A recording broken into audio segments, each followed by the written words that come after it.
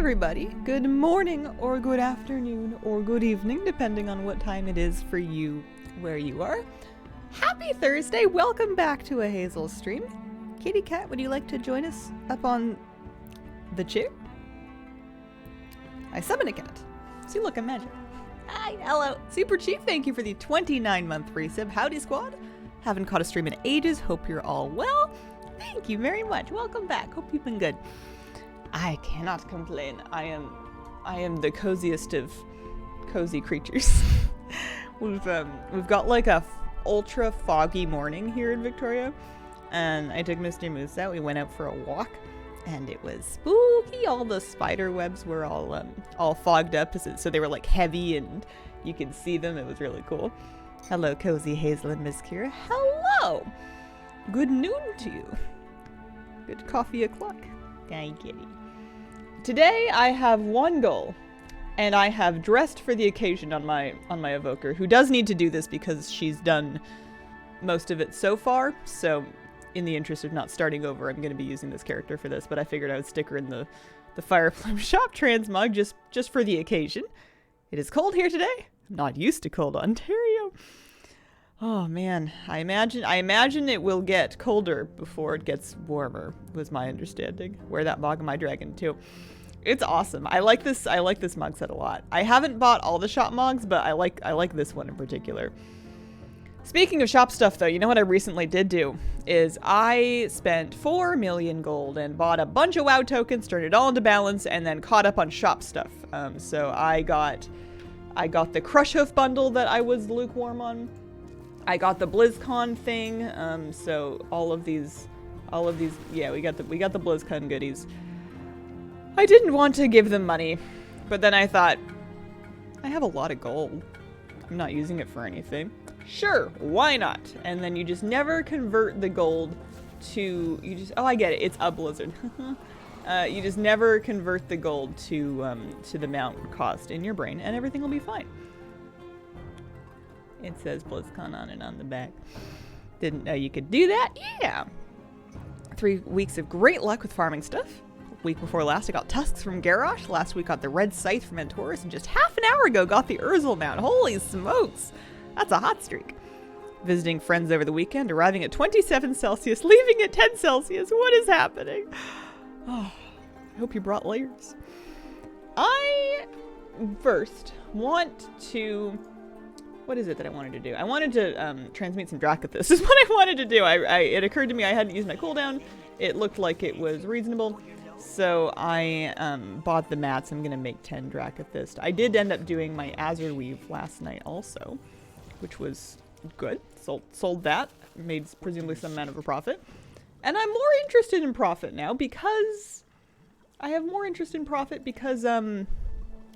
Well, because I just spent like 4 million gold on WoW tokens, so it makes gold making more fun. I still have like 3 million gold. I can't have spent 4 million gold. Maybe I spent 3 mil. Because I feel like I just barely had 6, or maybe like 6.2. Anyways, I put some amount of gold into it. Highest recorded price ever is as good a time as any to buy tokens. That's what I thought. Got them out size so quick, still can't get those shoulders. Asperi74, thank you for the 5-month reset. Did bring layers, 2 jackets, 1 warm, 1 decorative. Oh, you gotta love a decorative jacket. Now 1 more of these. We get any multi-crafts? We did. Baba B5, thank you for the 13-month reset. How's the HC been going? I am on 310 characters now, sad face. Oh no. Oh, I am, my tendency to make alts is out of control. I am on hardcore. 37 now on my warlock. I finally dinged 37 and I took her back to Ironforge to get more rested. Next time I play, I think I'm just going to grind raptors in Arathi Highlands. My hunter is still 30. My warrior is still... and then I've got like a level 10 warrior, a level 6 mage that really was just to kill time on a phone call. And I started a new one last night because I felt like it. Her name is... Meowita. She is a undead rogue and Meowita steps. My headcanon lore for her is that Meowita is a bodybuilder and she is really interested in all of the different muscle groups that you can work on through the process of being a rogue and stabbing people from various angles and with various weapons. It's a real uncharted territory. She's excited to be, exploring these frontiers of fitness. And it was a good time. I'm level 6 on her. I just did the starting zone. But I really wanted an undead, and then I thought, well, do it. You won't. Okay, so we posted our Drac this step. Let's first refresh our memory. And by our, I'm doing that thing where I say us and I mean me. I'm going to read the Wowhead guide on the Phoenix Wishwing, and then I'm going to look through my bank and figure out exactly where I was. I was trying to like clean out my bags a little bit to see if that would help me at all. Just feel better about what's going on in here, but no. Sounds like a Pokemon. Hunter is hard when you have to wait for level 10 to get a pet. As someone who has missed a number of recent streams. A lot of it was off stream. I did a Warlock leveling stream recently, but for the most part I've been streaming retail this week, I think. Yeah, the Warlock's still going. She's level 37 now. It has slowed down drastically heading into 40. I think 40 to 60 must be a very zen grind in which you cannot have any expectations of getting anywhere very quickly.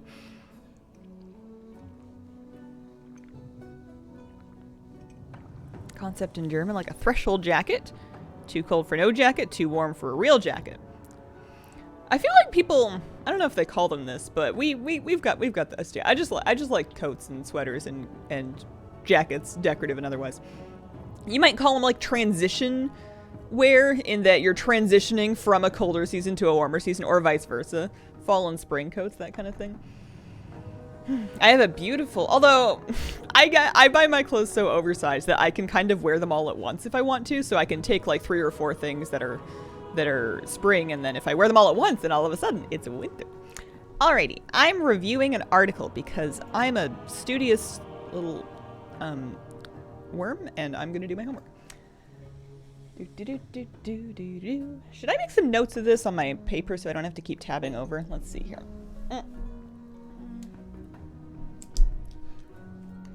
Phoenix Wishwing. Look how cute it is. So, the basic gist of it is that you need the talisman, and the talisman comes from combining things. I have already done some of these tasks.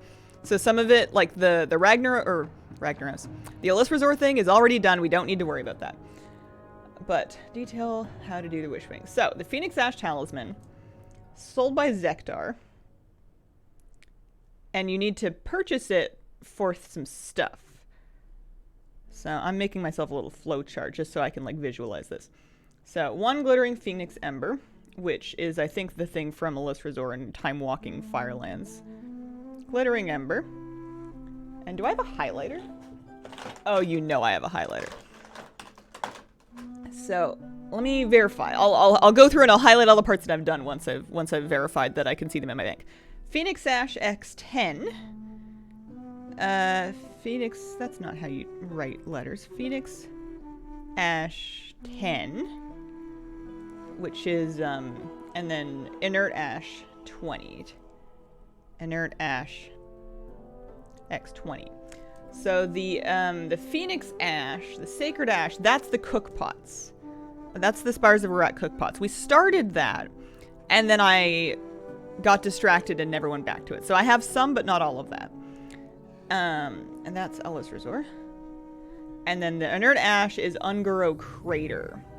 Scorching Elementals Ungaro Crater. Scorching Ellie. Ungaro. And I need 20 of those. That part I have not started yet. Share spawn points, but do not drop from Living Blaze. So I'll kill Living Blaze too. We know all about that. We were massacring Slytherins yesterday. Good. Okay. So those things will get me the Phoenix Ash Talisman. And I'm pretty sure we did the prereq quest because it was driving me batty on that day, but I think that we managed to get Zektar there. We did some intro quests. Then we're going to go to Tarjan the Blind. I mean, I could probably just like catch up at this point. Tarjan, Waking Shores. There's really no sense in me looking up where he is just yet, but if I was going to do that,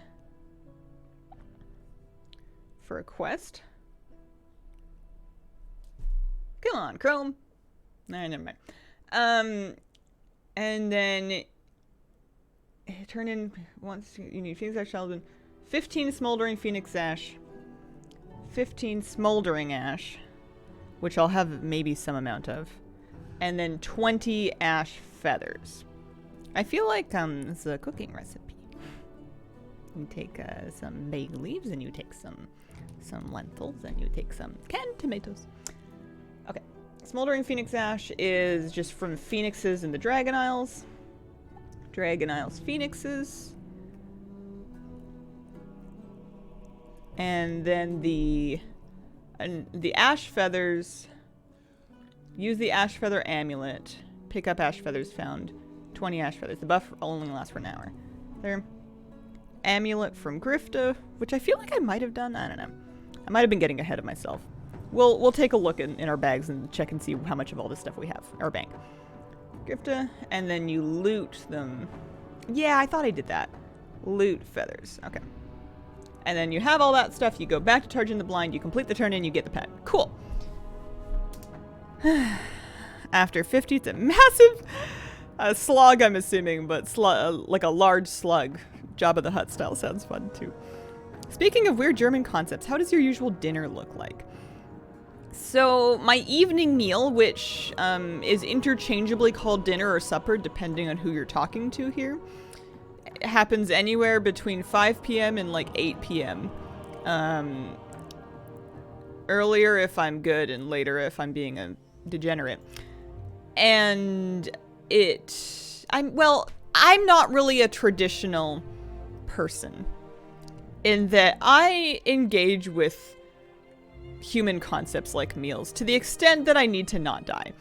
So if, people would normally have, like a protein and a side dish and like a vegetable thing for dinner. That's great. I tend to tap out after making 1.5 things. Maybe 2. Like if I've made 2 separate dishes and I've put them on a plate for dinner, it's a party. Like that's a big day. So I am more likely to make like one dish that I can serve in one bowl and shovel with one spoon into my singular mouth. And then maybe later I'll eat like some carrots or something. I'll steam some broccoli. I'll do whatever. Like I tend to eat and I deconstruct it. It's very new age. So last night for dinner I had pasta. I had macaroni noodles with some tomato sauce that came out of a can. With some dried basil on top of it, and then some cheese grated into it. And then that was dinner. It was really good. Okay. Wow, it's struggling today. Transition from shorts and t-shirt to shorts and hoodie. People really like the year-round shorts. All right, so what I'm going to do now is I'm going to look in my bank, and I'm going to figure out how many of these pieces I have, and I'm going to start handing them, carrying them around pasta. Yeah. I think it's just the way that we say it here, and it's always hilarious to me when it's specifically Americans that will be like, no, it's pasta, and it's like, sure, we're all ruining languages here, just let me have this. Let's not pretend we're all saying everything 100% authentically. Oh no, you're fine. I don't think you're giving me a hard time or anything. I just people my friend group used to rib me for that, and I always thought it was so funny that it was always the Americans that were like, Hazel, it's pasta. You're having pasta for dinner. Yeah, give me my noodles. All right. There's a lot of garbage in here. Let's search for things one at a time. Glittering.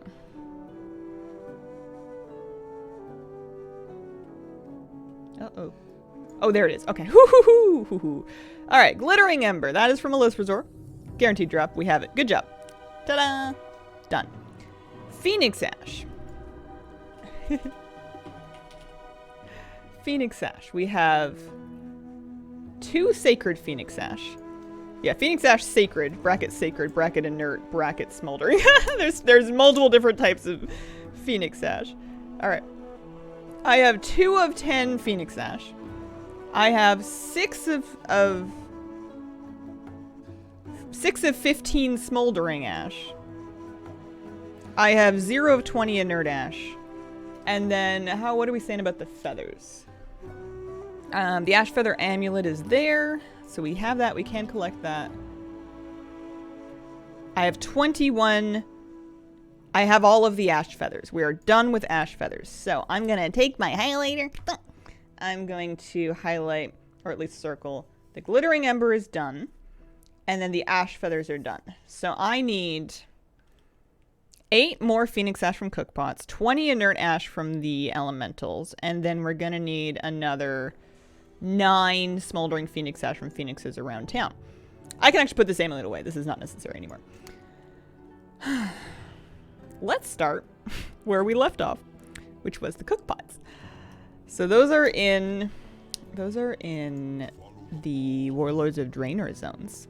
Everybody loves those. I'm gonna just vendor this dark iron residue. I don't want it anymore. One pot kind of person. I'm the same way. I got a one pot cookbook once because I thought this sounds like it's up my alley, and I made a bunch of recipes from it, and none of them were really that good, or at least not to my taste, I guess. I think maybe they were too healthy, and you know, if I'm eating dinner, I want to like feed. You know, if you're not channeling your inner organism from the depths when you're consuming food, then what's really going on? I would love to vendor that and vendor that. I've got tokens of merit. I've got dilated time capsules. Oh, I never opened a contained paracausality. We have crystals and another encapsulated destiny and some reputation. One day I'll be done with Sword Army. But that's not what I'm doing today. I'm going... Am I good? Do I want to get rid of anything else? I want to clean up my bags even more. Why am I carrying around Trial of Style tokens? It's not the Trial of Style. It's not, that's not what's going on here at all. I've got, here, let's just, for fun, dump all of the reagents into the reagent bank. We've got room. And then I don't need to carry around, here. I'm carrying around these Void Touch Curios just so I can trade them for transmog, but like I can't even figure out what I want in terms of that. We'll chuck a few extra bits and bobs into the bank. Barter boulders I feel like you can carry around. The time capsules is kind of those I will mail off.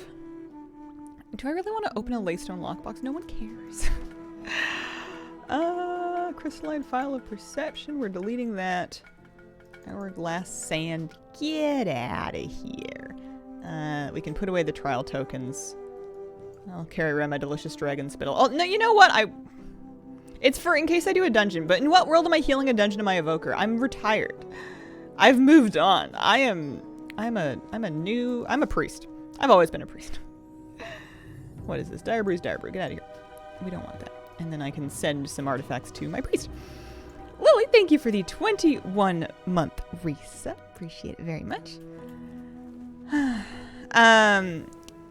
Let's see here. What happened to your classic hardcore character? Nothing. They're all safe and sound. I'm just playing retail today. Let's mail some stuff to my priest. I think this will feel really nice with my bag super clean. Let's see. This one. Good. And then we have a toy, huh? That will send us to the wad aisles.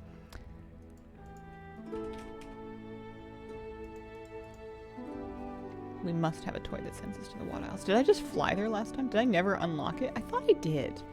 I feel like we've been here.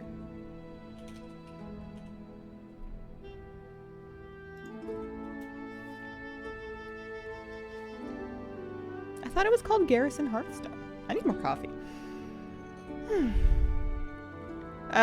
We would you highlight. Draw attention to thing already done. Because I wanted to. Can't wait to get the SpongeBob craft again. I think I'm on a different plane of existence. I have no idea what you're talking about. Vendoring things now. I know that one. Why are you carrying around a Hearthstone? Why not? Lily13, I thank you for your resub. We did that. Should you sell or send all consumables to your priest? Perhaps. Are you officially going back to priest? Yes. SpongeBob craft. It is. I'm drinking more coffee.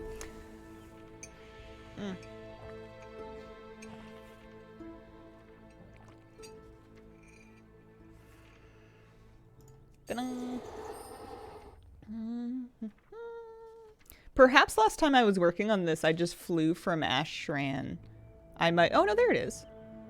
You know what? The search bar on the toy box is not my friend. It's inconsistent. I'll put it on roast. There we go. We found it. So, let me refresh my memory. I remember that I was looking in cookpots for the ash, but I just want to reread, assuming that I can from Wowhead. I want to reread the Sacred Phoenix Ash. That's what I'm looking for. Here, let's like copy this.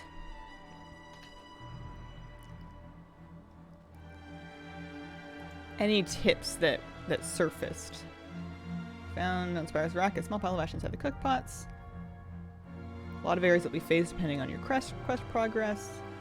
Can be seen looted at level 60.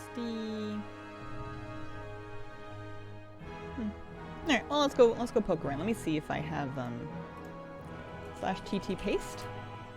Do we have TomTom turned on? Gonna get twice stuck on my head. TomTom, help me with coordinates. Oh, you know what? We don't want to paste the coordinates until we get into Spyro's Rack anyways. Must be a confusing experience to read messages of 3 different conversations at once without context. Yeah, sometimes I'm not, I don't always keep up, so then we just do our best. Oh, I rusted Protodrake. I have random favorite mount, which is basically most of my mounts. Key bound. You know what? No, we're gonna ride we're having a Phoenix themed day. A new pet. Oh, this is a BlizzCon pet, eh? Circle. Let me see. I didn't look at this yet. I bought it with the tokens.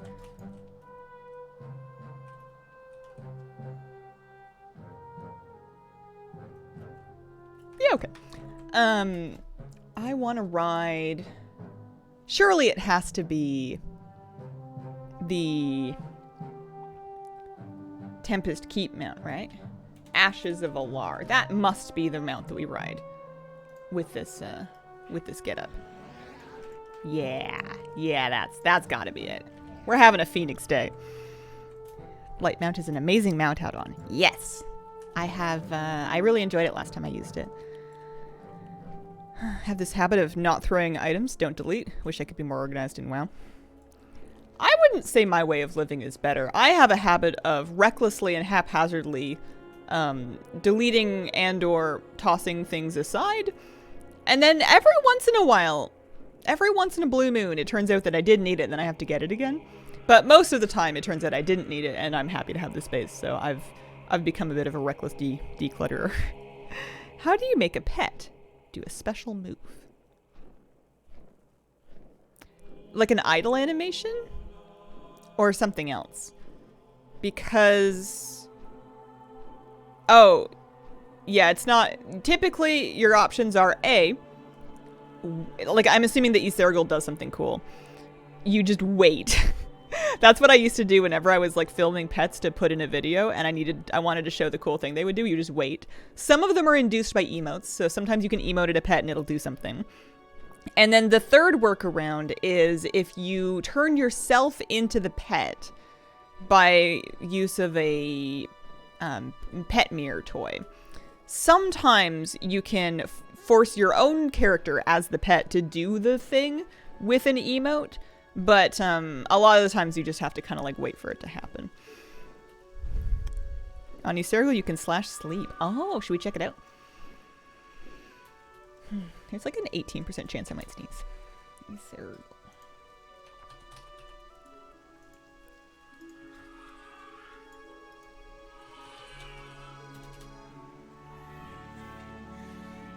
You sleepy?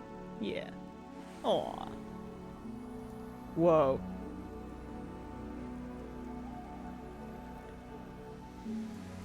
Okay, that's distressing.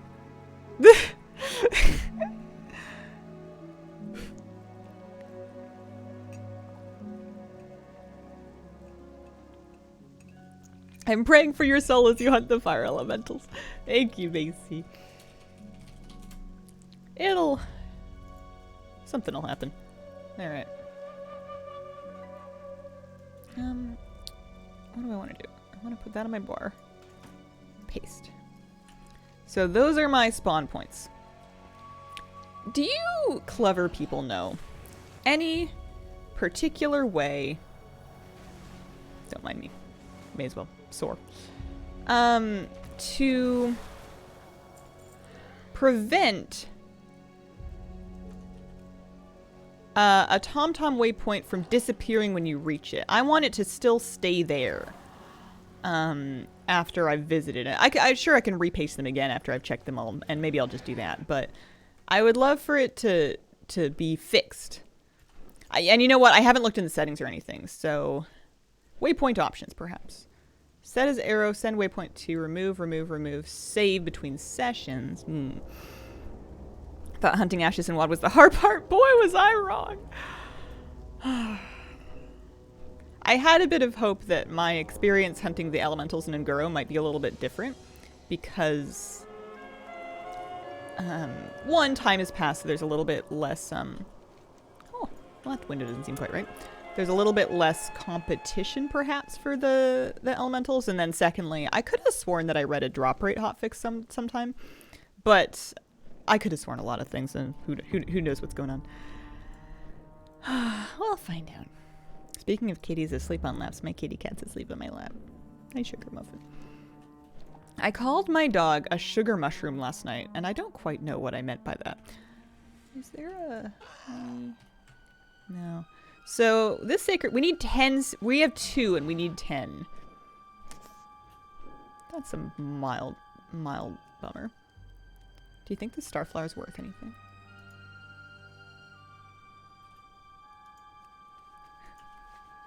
I'm not getting distracted. Have anything ancient to trade? 2 gold. For me? You know how long it takes to get 2 gold in hardcore? A long time. I don't like that fixed window. I'm going to reload my UI.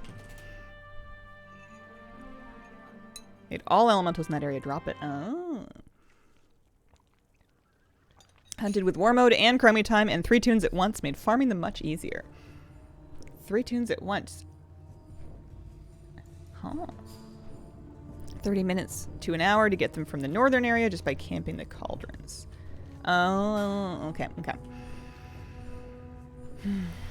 I think I camped one of them.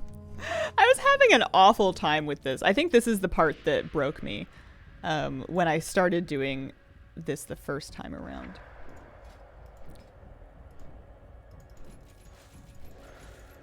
Look at how good I am at collecting windswept herbs. That will surely pay off and be worthwhile. Kill Ragnar, sell all the loot, you'll make at least 20 gold. Oh, this one's a different one. This is Arrow Bloom. And a podwing. If I want to make gold in the rest of Dragonflight, I can't spend all of my gold. I can't, because it really helps having some capital if you're going to do like a big alchemy craft. Oh, there we go. Ash number 3. But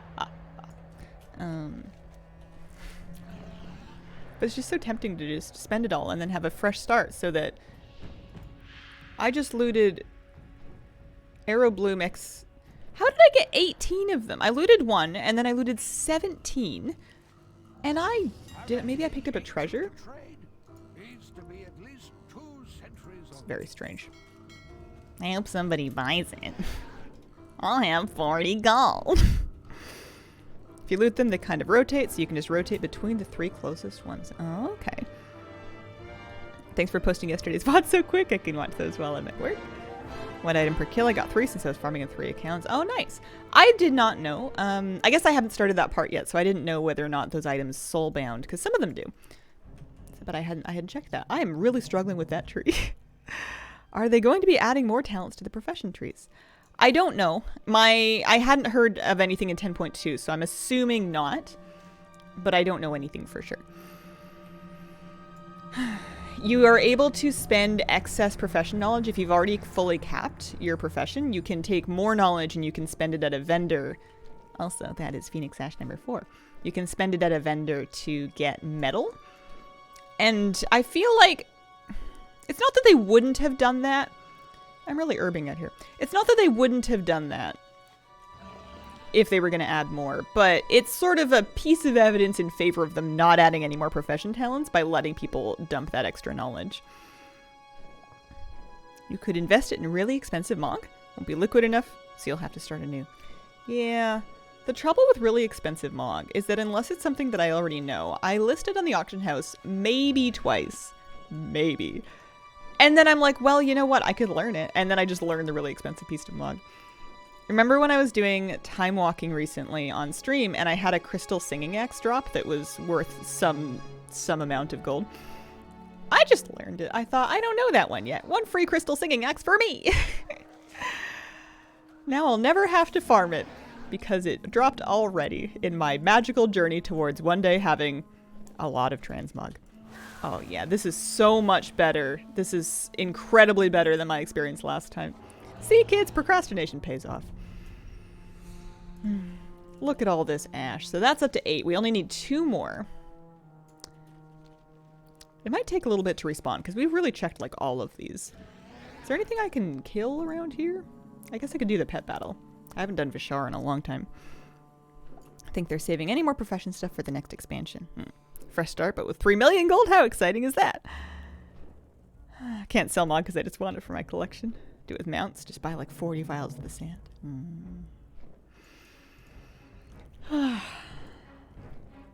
I'm happy with the WoW token thing because I'll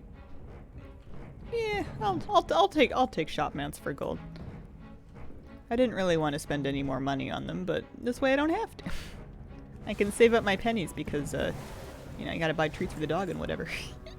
I picked up a new bag of treats for him at the store when I was getting emergency cat food, and they're freeze-dried salmon. And it actually smells kind of good even to me. I'm not gonna eat them because it's freeze-dried raw salmon, but they, like, it smells pretty good. And Mr. Moose loses his little puppy mind. He loves them. They are so high value to him. It's excellent.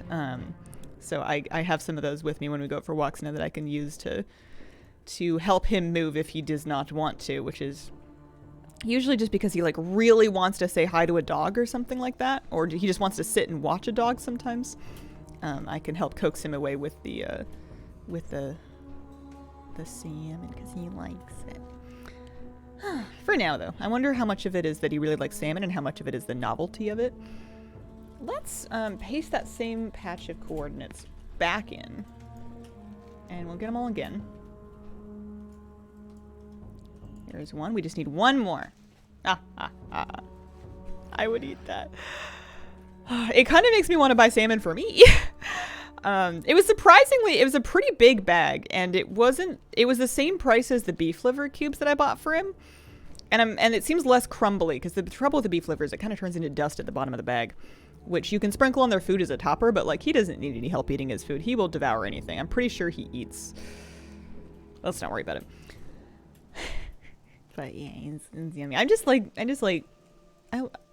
moose. There we go. We're all done. Phoenix Sash, Sacred Phoenix Sash, X10, all done. No more cook pots. That was so easy. Circle with the highlighter. Now I need 20 inert Phoenix Sash from the Elementals in Ungaro Crater. Let's go Veldraken to Stormwind to the Caverns of Time and fly. Alternatively, Veldraken to Stormwind to Uldum and fly. But I want to fly from the Caverns of Time. And get some salmon for you. I suppose so. I'm just being a bit cheap. I need to continue working on my mental health and work ethics so that I can produce some more content, so that I can make some more money, so that I can have a future. I wonder how that would work for fish and chips. I've had salmon fish and chips. There's a place that will make it. I prefer whitefish for fish and chips, but salmon's just good in anything. They do a really good salmon burger as well. Let's vendor those. I'm gonna vendor those things. What is your favorite fish? Salmon is mine. I think salmon's my favorite fish too.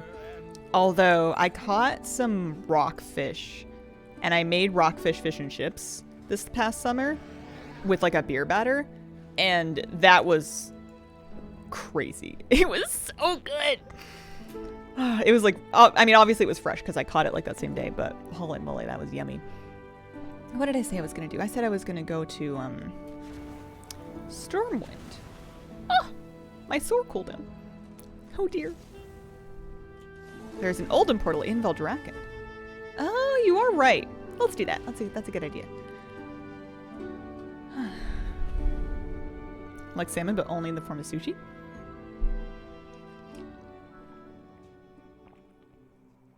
Swordfish is yummy. I haven't tried that one. Never put off till tomorrow when you can put off indefinitely. I mean, that's just wisdom. If you can put it off indefinitely, maybe you don't need to do it. Increasingly tempted to retire my evoker. Barely got the Lego and all the Dragonflight stuff unlocked in her. Do you ever eat shark? Not a big fish fan. Love bronze whaler. I don't think I've ever had shark either. It's never really come up. They didn't have it on sale at Save on Foods, Safeway, Thrifties. Clam chowder. Oh, there's a smoked salmon chowder that my mom makes that is to die for. I have the recipe, but I'm, again, too cheap. Oh, I have a hard time buying ingredients to make anything at home that's going to cost me more than like $10. And I think this would be north of $30 to make. And at that point, you could pay somebody else to make something for you. And it wouldn't necessarily be as nice. But I think that that's maybe a later me thing or maybe a never me thing. We'll see. That sounds wonderful. Oh no. I haven't ridden Ashes of Alar in a while. I miss my normal flying mounts. I hope that I get a good chance to see most of them, to all of them again. Just let them all dragon ride. I don't mind if they look goofy. Just add little gnomish propellers on them and make them go. Never had shark. Shark had me. That wasn't great. Not a true statement for the record. I was about to be like, really? I need to hear this story. I spent so much time in Cata flying up and down that river, Urban Whiptail. Oh, yeah. Did you do it on a druid? I had a druid. Might even be the same druid that I've been shuffling on. And I ground that out. I loved that farm. I don't know why I loved it so much. Maybe it was just profitable.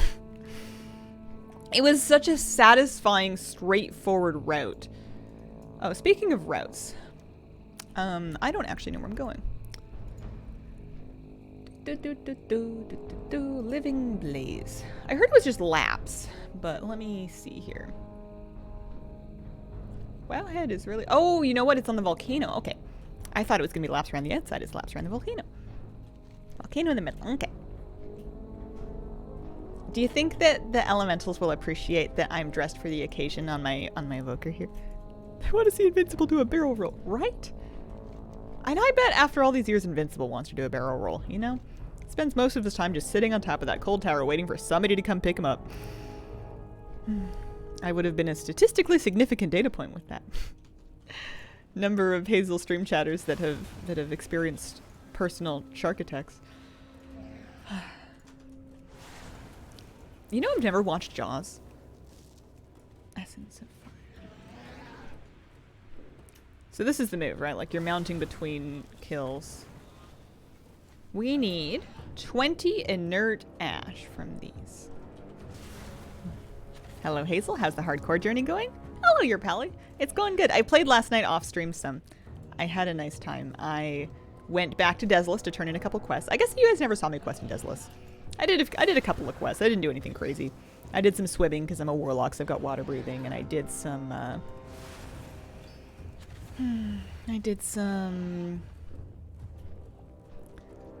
centaurs. I helped a person with a quest because they invited me to a group and I thought it was for my quest. And then apparently I didn't need to fight a boss, but they did. So I stuck around to help them with it. And then I noticed they didn't have any buff food. So I gave them some of my buff food because they sat down to eat and I'm like, oh cool, they're getting a food buff. And then they ate for like 12, like they ate the entire duration of the food out and they didn't have any buff. And I'm like, oh nope, they're just eating regular food. Would you like some roast raptor? No, it was fun. So she's level 37 now. She's using her new wand. She's got some new gear. She looks pretty cool. And she's back in Ironforge. I'm going to farm Arathi next, but I'm going to let her get some more rested. I don't think, I have enough other games to keep me busy. Also, maybe I should do other things with my life than gaming. But I have enough other games to keep me busy to kind of let them get rested. My hunter must have some rested. I have like a low-level warrior and a rogue that I'm noodling around on just for fun. So I'm looking for inert ash. I have so far gotten none, so I'm thinking that it's not that easy.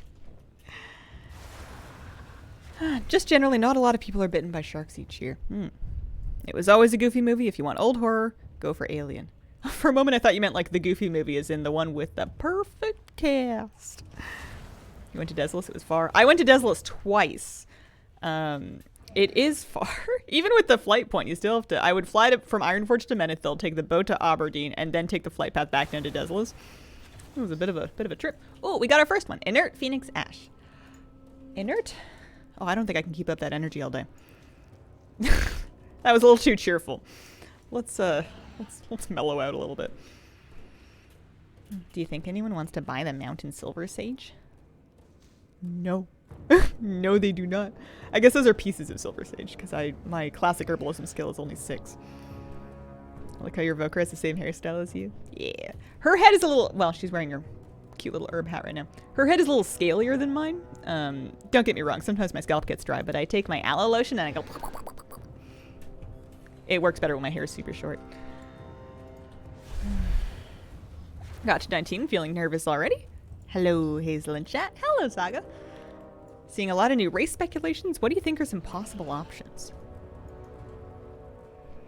I mean, all the things that people tend to toss around. So people have been talking about for a million years. Ogres and ethereals. I've always wanted Naga and like centaurs, dryads, that kind of thing. You can really do anything. The world's their oyster. Okay, the best movie ever. The Goofy movie. I've also not seen Alien. The thing that really struck me about the Goofy movie when I rewatched it as an adult is how it is highly Pauly Shore centric. For some reason, I watched the Goofy movie back to back with Encino Man and realized that I must have really missed a moment in the 90s because I don't like it rung a bell, but I never put the name to the voice when I was a kid. And it was quite the thing. That's a quest mob. I don't know if we needed that one.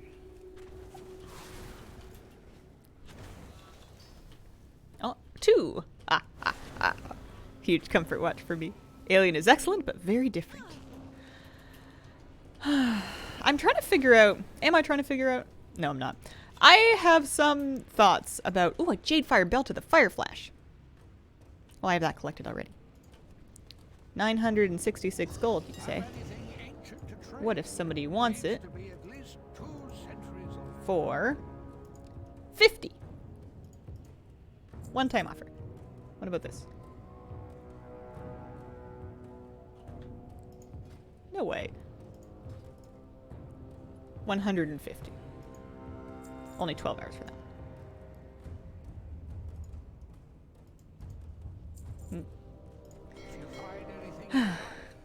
What was I saying? Something about my own capacity to watch scary things. I started rewatching Criminal Minds because I was just kind of looking for something that was a bit nostalgic for, that was nice and easy to just put on. And I remember when I was a kid and a teenager, I really liked Criminal Minds. And now, as an adult, this is gonna sound a little bit silly, but I'm a little upset by the violence. There's one of the first 3 episodes. There's and I know it's dramatized. It's not an actual snuff film, but like there's video that is purporting to show somebody burning to death on a recording, and I found that kind of upsetting. I couldn't really just like let it go and you know move on with my feelings, and I don't know if crime shows are the right fit for me. So I certainly, and it's a shame because my partner really wants to watch horror movies, and I think he really wants to watch horror movies with me. And I've never been able to sit through them. They just really upset me. And it would be easier to participate in culture if these things didn't shake me quite so much. I don't know what's up with that. How are we doing? We have 3 inert Phoenix Ash. Also, I picked up all kinds of profession quests there. Should we have a pet with us out? I think we have other phoenixes we could maybe have. I'm sure we must have other phoenixes. There's a regular Phoenix hatchling. There's Phoenix hawk hatchling. That's the Wishwing. Wasn't there one from the Forbidden Reach, though? I'm thinking, yeah, there's like Ashen Wing. Was that it? Was that the only one? No, Joaquin, that's right, Joaquin Phoenix. Ashen Wing. That's a cute one. That's from Bone Sifter Marwhack. Let's have that out, shall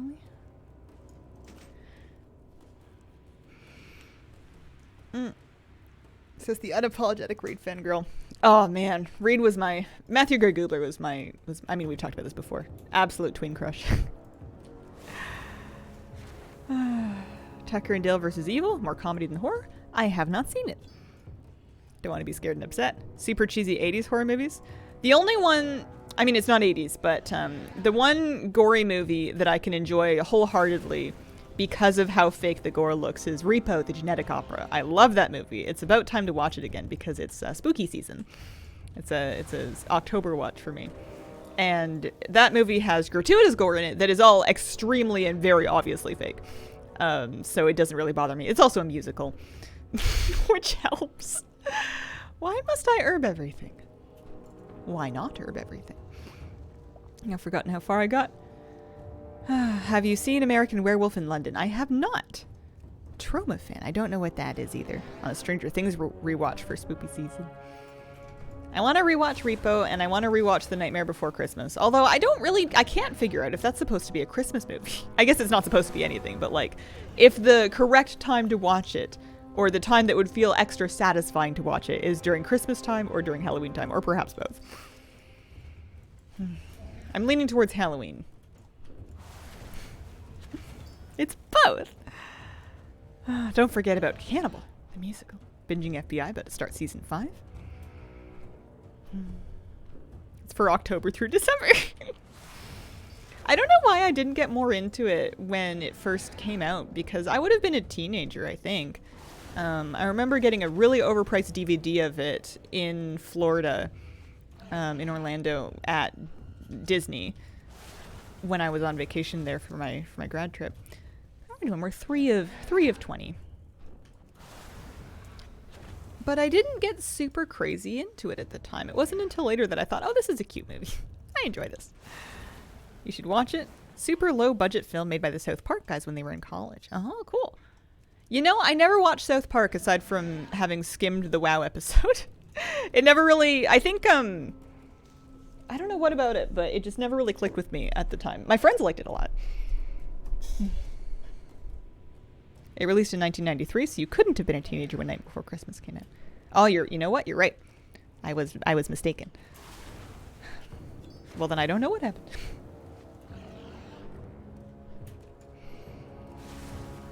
Have you ever watched Grimm? No, I haven't seen that. There's a lot of things I have not seen. It's a decent sized list, especially when I tend to find things I like and just watch those. I'm the same way with books, too. I've been doing better in the last 2 years about reading new things that I've never read before. Or more accurately, reading old things that I had never read before. But for most of my life, I would just read the same library of books over and over again. Poultrygeist, a big Spooktember must-watch. Had a massive resurgence in the 2000s, though, so maybe that's what you're thinking of? It must be. I got a Widow Blade of the Quick Blade. I'm just going to post all these greens up for ludicrously low prices. So that sells for 50 silver. Oh, it's a cool looking sword. I kind of miss Transmog farming. 15 gold.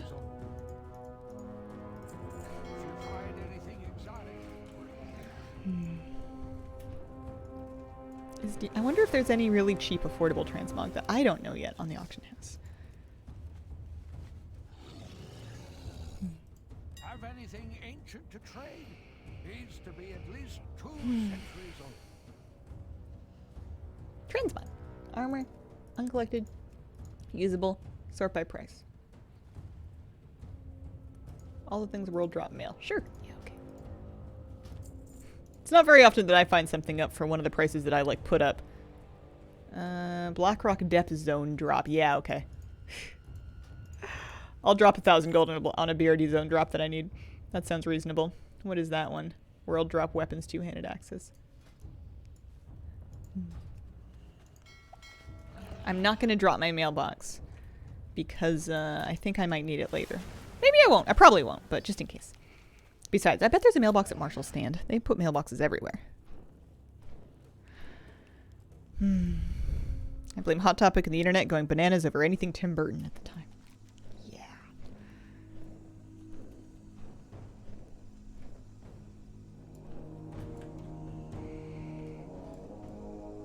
You know what? I think there's not a mailbox here. Oh well. How's it going?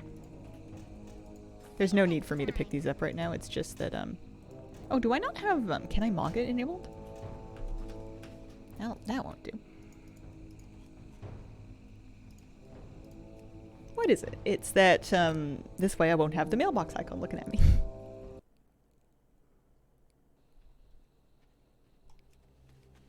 Does your partner like old horror movies?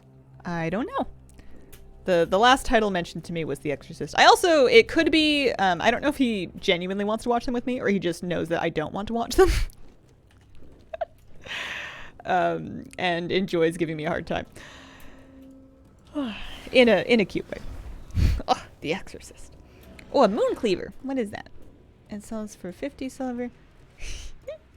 It's gonna be, it's International Transmog Dan Lightbringer.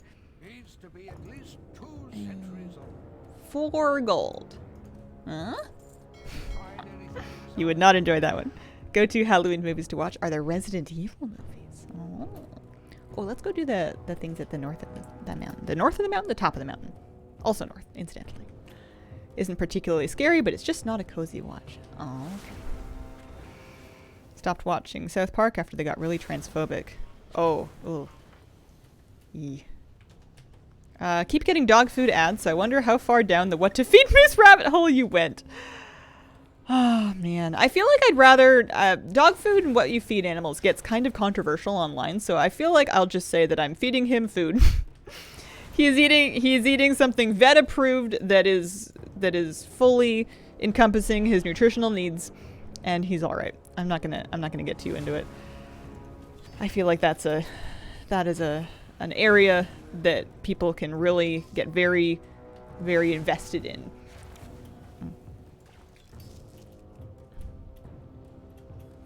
I shall watch Friday the 13th on Friday the 13th. Sounds like a plan. It's okay to not like Disney stuff. I feel like people hate it because it's popular and trendy. Happens with everything. Yeah, that's true. Anything that gets kind of overexposed, there will be backlash against it just because it was overexposed. I'm fully guilty of that. I am prone to not exactly hating things, but skipping out on them because they were too popular, and I felt a need to be a contrarian. For whatever reason, I'm like that with Pepe, like the little cute little birdie toy / pet / whistle situation. Never got into that just because it was hyper popular, and it seemed like, I don't know, it felt like the world expected me to like it, so I decided to be grumpy and not. I don't know what happened. But I'm prone to that too. There's also, I think, a bit of a cultural tendency for society to make a habit of trashing things that are popular with young girls, or teen girls, or tween girls, or just women, and making it seem like those things are less worthy of being excited about. And sometimes I think Disney gets hit with a little bit of that. Or maybe it did at the time, I don't know. I think people like it just fine now. Did that with Game of Thrones. There's definitely, I'm sure there's some things that were, and they're probably great. Usually if something becomes like a huge cultural touchstone like that, it's usually genuinely pretty good. There's some kind of universal appeal to, or not universal, but like some kind of strong appeal to it. So I'm sure I've missed out on some things. Pepe would be better if he/she was actually a battle pet. Simultaneously hating on girls and women who happen to like other things than the stereotypical girl entertainment.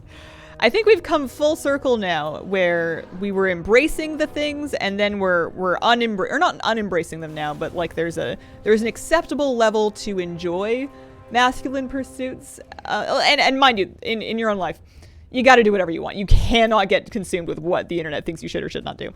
But there was definitely at some point online, I heard tangentially through the grapevine, that there was like some backlash against this concept of pick-me girls, where you couldn't be too visibly interested in XYZ thing because it would be viewed as pandering to men, which was viewed as I don't know. It gets very exhausting. You gotta just kind of live your life, try not to hurt anybody, and just do your best. Take care of yourself. Have fun. Pet your dog. Enjoy your hobbies. Don't worry about it too much. You can drive yourself truly batty with that. Lord knows. Trying to figure out what slasher could actually handle and enjoy. Don't know if it would be the first Scream or the first Halloween. Seen a lot of sentiment these past few years talking about the unreasonable backlash hurled at Twilight back in the day. Yeah, not untrue. Yeah, I think that that media in general, as long as it's not actively like hateful, I think it's you know, not everything has to be for everyone. It's okay. Even things that like have supposedly, or not supposedly, but even things like Twilight certainly has some themes that you could deem problematic. There's some like relationships with power imbalances in them and whatnot that are romanticized and not condemned, which you could make arguments against it on that basis. And I think that would be fair, but I also think that media needs to just kind of, it's okay. It's all right for some characters to not behave as moral paragons because they're characters and it's a story, and as assuming that it's not, you know, like promoting active bigotry. I've just decided to kind of relax. Maybe more elementals up here.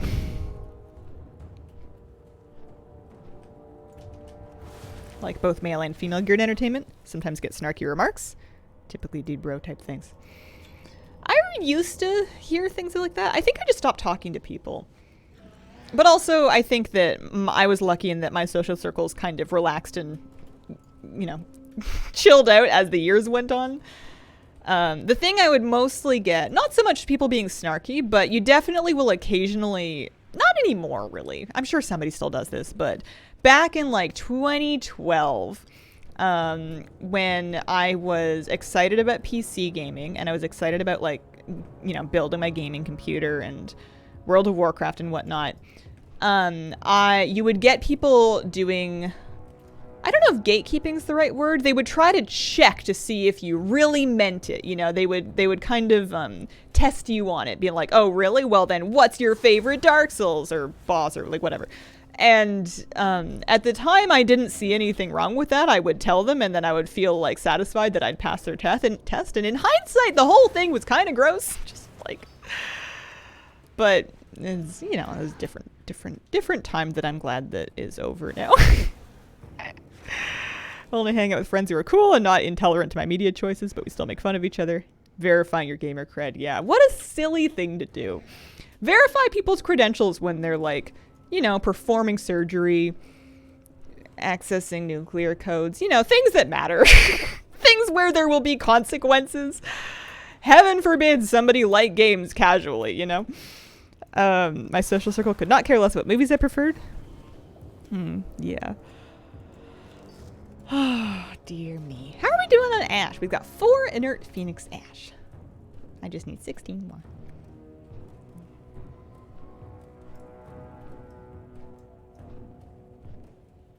So out of the loop, what is a pick-me girl? I think it's a fabricated concept that is the latest way to bully women. The underlying idea is that it's this archetype of a woman who's kind of internalized misogyny to the point that she will actively become like a bit anti-femininity or anti-other woman in an effort to seem more cool or palatable to boys that are also anti-women. I don't know. It's a bit, the whole thing is a little bit controversial and ugly. I think that a lot of women, and I'm hoping it's changing, although who's to say, but it's pretty normal to have internalized some amount of misogyny by the time you get to the age where you're interested in romantic partners liking you. And it's a lot of people will go through kind of a phase like that because they're trying to navigate, you know, friendships and relationships, and you know, you hear everybody horribly trashing this thing that is like you, so you want to distance yourself from it. I think that that's pretty natural, but then People can't just let people be.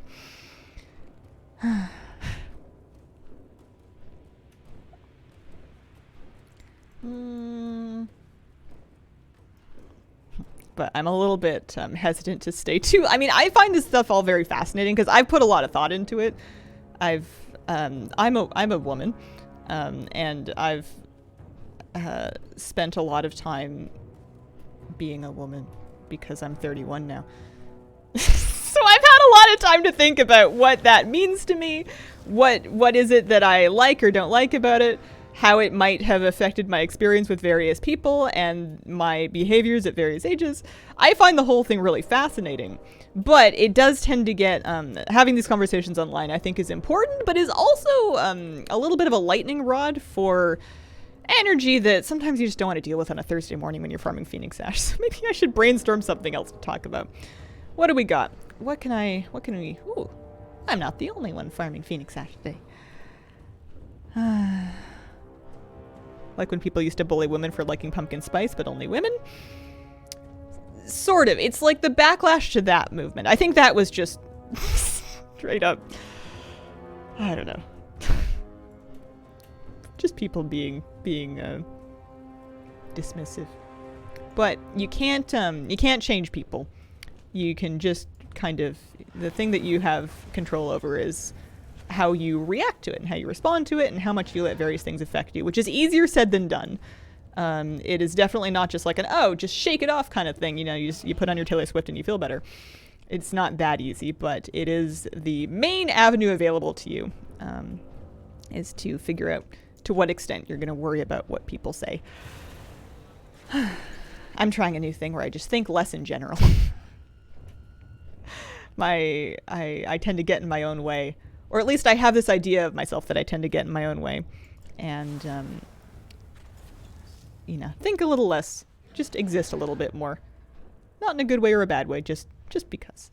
How are we doing? We're still at 4 of 20 inert Phoenix Ash. Day is very tired. As we get older, generally become more introspective. Involves how we interact with others, what's important in friends and a partner. Yeah, I agree. If you figure out how to think less, please let me know. As usual, I've read a book, or at least I'm reading a book. I'm trying to read it a bit slowly and actually take some time to think about the chapters instead of just like tearing through the whole thing and then forgetting about it. But this one is a mindfulness book that takes an unusually spiritual tack, which isn't usually my go-to. But I think I'm getting something out of it. I found an annoying farm, the drop rate. 100% from different mobs, but I have to wait 15 minutes between each kill. Oh.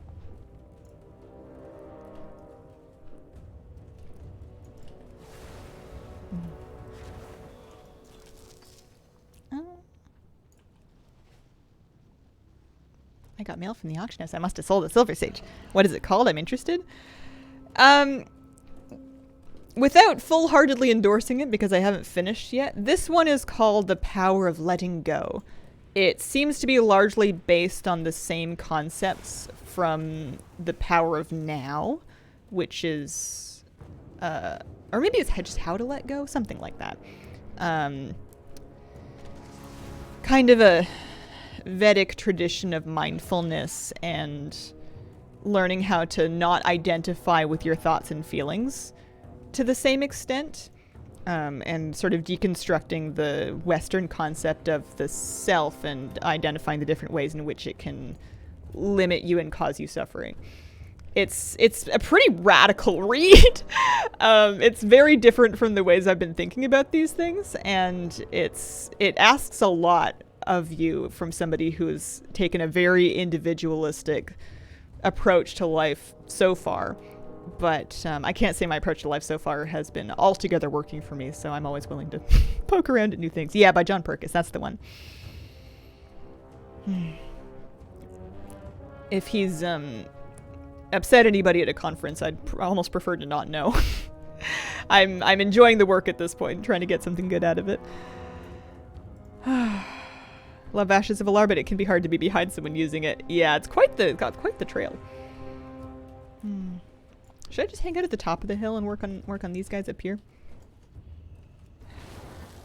Love these topics. I'm gonna read it. McDonald's has a new pumpkin pie with cream, not too shabby, made like the strawberry cream one. Oh. Fallen down that philosophy in recent years has been really helpful, at least for me. It feels like it will be very good for me. a lot of what they're saying feels true, and it seems that a lot of my distress and a lot of my bad habits kind of start with me in my head. And even though I've become a more positive thinker over the years, I've done some CBT in my life, and I've learned to become more aware of my self-talk and how I speak to myself, and I'm no longer as harsh on myself as I was in my youth. So I've come a long way in that stretch, but I still, even if they're not actively abusive, I think my thought patterns can still kind of cause me a lot of anxiety that then causes me to behave in ways that aren't what I'm looking for. When I think of people that are being like driven and controlled by their emotions, I usually think of people that have like anger issues, or that are, having outbursts and allowing their emotions and their anger to get a hold of them. And I think, well, that's not me, because I'm not a particularly angry person. That's never been an emotion I've struggled with. And the more I read, the more it's occurring to me that I am 100% being driven by my emotions. It's just that I'm being driven by my feelings of anxiety and my attempt to control things and try to find comfort and safety in my belief that if I can just control everything, I could find some kind of comfort and safety. And I think that the more I let go of that, the better off I will be, because I'm really making a bit of a pig's ear of my life by living so much by my anxiety. But, again, easier said than done. These are big feelings. They're hard. Wait till you hit 65. CBT, cognitive behavioral therapy.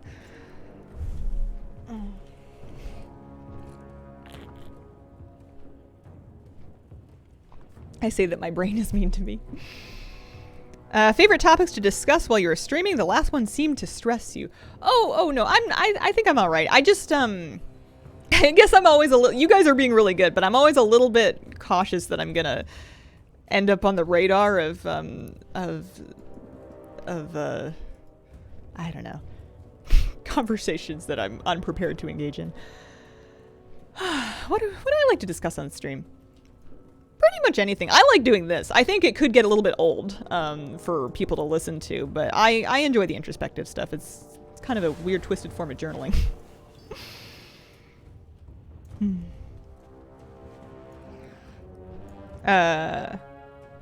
No worries, totally understandable.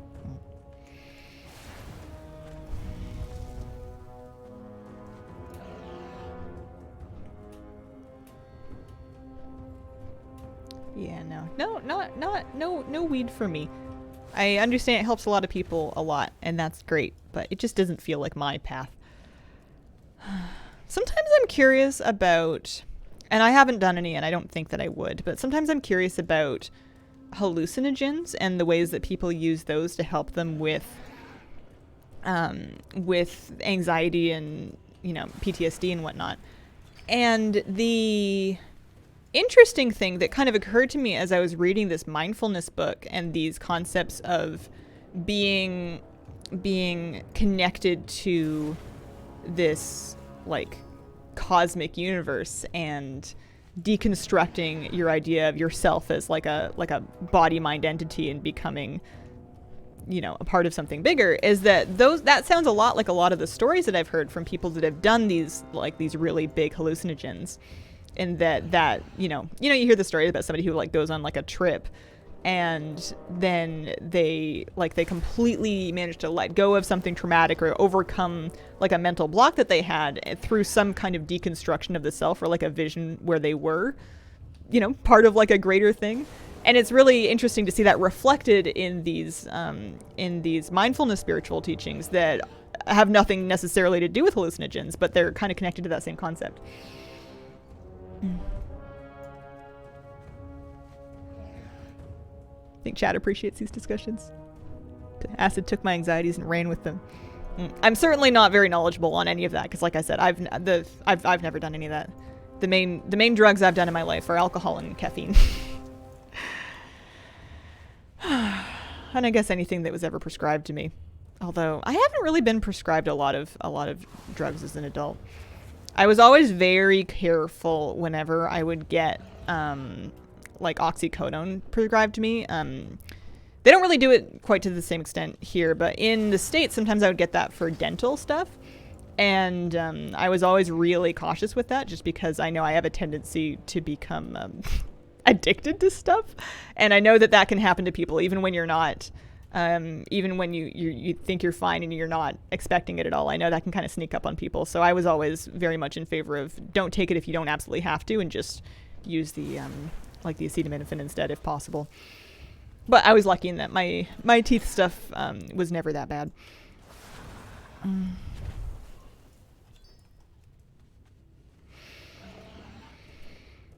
This week I'm surprised about all the talk about 10.2 being the last patch / new expansion leaks. I haven't been reading the news. Oh, also we're up to 7 inert Phoenix Ash. We're nearly halfway there. I've been a little bit out of touch with the news recently.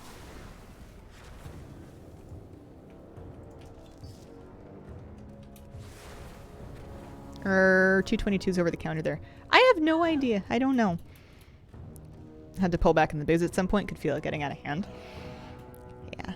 Like a lot of people, I've seen what it can do to a person when it kind of gets the upper hand on them, and it's not very nice.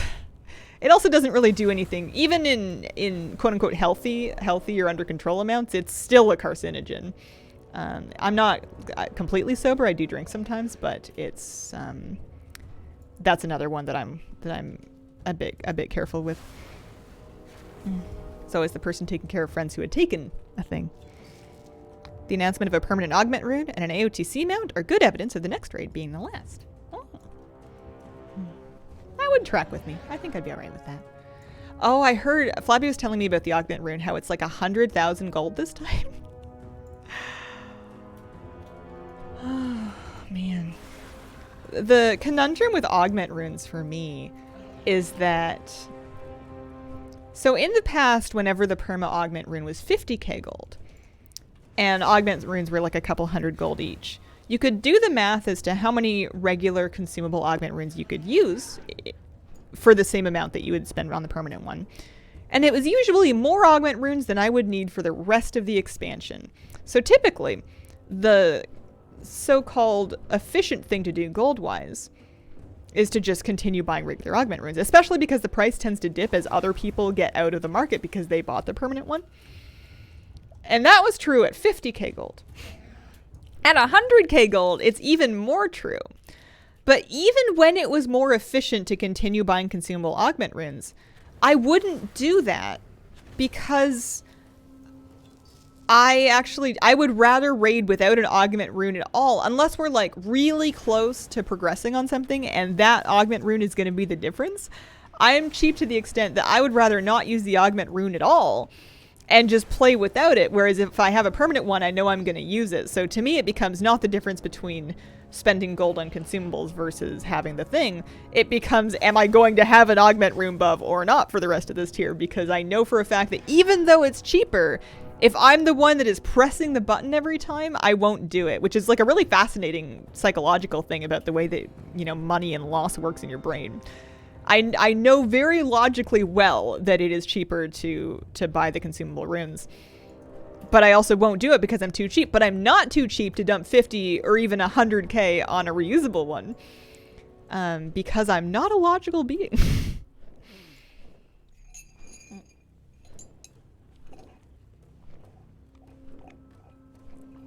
Augment rune mostly for raid. You can use them in Mythic Plus as well. The thing with regular augment runes is they don't persist through death. So if you are wiping, you need many of them. You go through them one per wipe, which is... I think that's the thing, is if I know that I've lost a 350 gold buff every time that we wipe in a boss, progression is going to feel very grim. Use my perma augment rune from Tomb of Sargeras patch in a few characters. They never put a level cap on that one.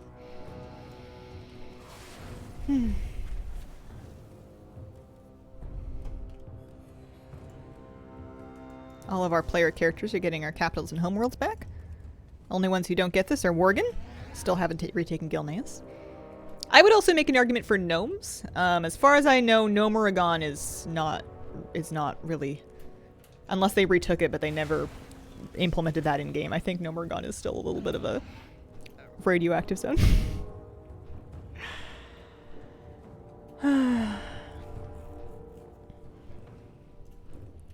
Oh no, I might sneeze.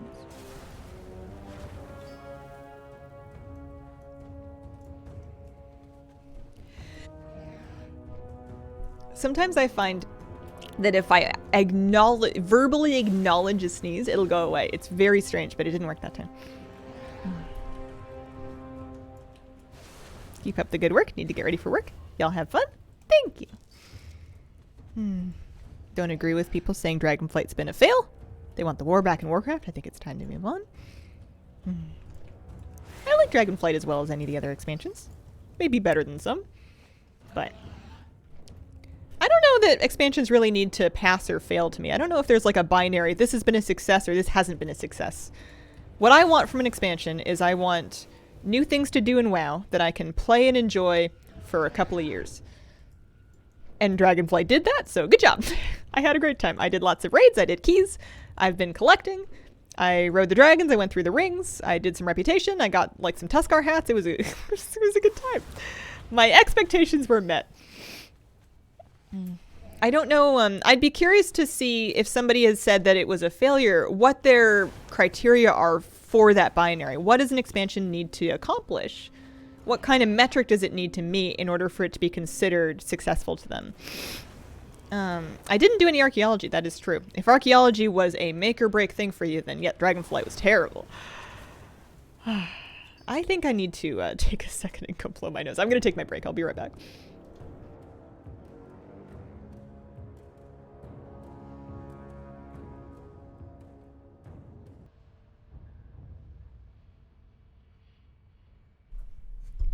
Hello. I was gonna say welcome back, but that's me. I'm welcoming myself back. Welcome back, Hazel. We got water. Enjoy Dragonflight 2. Some have taken issue with the laid-back theme, lack of faction conflict, lack of a big epic showdown. That's valid. What are we saying here? We need another 13 inert Phoenix Ash. I understand, though, that this is the probably the slowest part of this grind. So if we can do this, then we might be able to finish the rest of it. It's just a question of like how much time that takes. Because I would need I need to farm another 9 smoldering ash from the Phoenixes, but I think that probably the Phoenixes and Dragon Isles, but I don't think that one's going to be that bad. And we have our feathers already. So we're getting towards the end of it. This will be a nice one to check off the list. I certainly still need more Dragon Isles pets, but we're really making progress. Oh, we just got 2 of them, like back to back. That's nice. I don't think I need to kill Blaze Runner, but sorry, buddy. Welcome back, Hazel. What's the best way to get Shadowlands Covenant to 80? You can boost it right to 60 with a catch-up item, I thought. And then I don't remember how you get renowned catch-up anymore. My Shadowlands brain shelf has been wiped clean. Wowhead might have some info somewhere. All I want for the new expansion is player housing. So tired of my character being homeless. I would enjoy that a lot, but somebody asked me actually before I went on break about Animal Crossing. And one thing that I've done recently that I had been wanting to do for a while was to start Animal Crossing over again. I like the early game a lot, and I decided I wanted to start a brand new, like delete my old island, start a brand new save file, and, you know, meet some new characters and make some, you know, just kind of play the game again, because I had gotten more or less everything out of it that I was going to for my last save file, and I wanted to start fresh. So I did that. I've been playing a lot. I've been having a lot of fun. I named my new island Moose after my dog, and I kind of thought for some reason that they were going to append island to it, so it would be Moose Island, but no, I just live on Moose.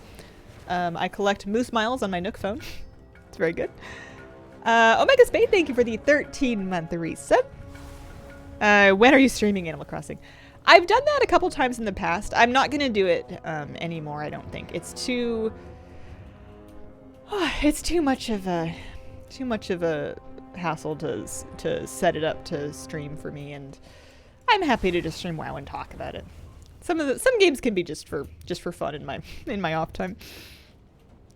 Have you checked the auction house if the thing you're farming for right now is available there? It is a soulbound item. It is a soulbound item, so I think I do need to farm them. Good afternoon, Hazel and chat. Hope you're doing well. Good afternoon.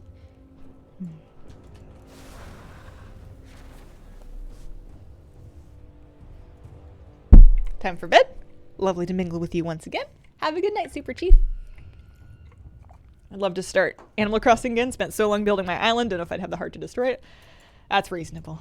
I spent a long time on mine too, but I thought I really enjoyed all that time that I put into it. It was time well spent, and keeping it when I don't really feel like there's anything left for me to do there isn't going to make that time that I already spent more or less fun. That's time that's happened already, and that if I want to open myself up for new time, then it was best for me to let it go. But that is a tough thing to do. I'm certainly kind of speed running the early game. I wasn't going to. I had intentions on taking it nice and easy and stopping to smell the flowers and just sort of enjoying the simple life of the early game, but they give you a lot of like quests and unlocks early, and I've been unable to restrain myself from going super hard on them, so I've done everything kind of on the earliest possible day. I even found some workarounds. I found that if you don't get the shovel recipe right away until you get Blathers to come to the island, but if you go and you use a Nook Mile ticket, you can use your Nook Miles to requisition a flimsy shovel from the dodo, and then you can take that, you can use more Nook Miles, you can get the very good tool recipe from the Nook terminal, and then you can use that, then you can craft a shovel before they've given you the shovel recipe, basically.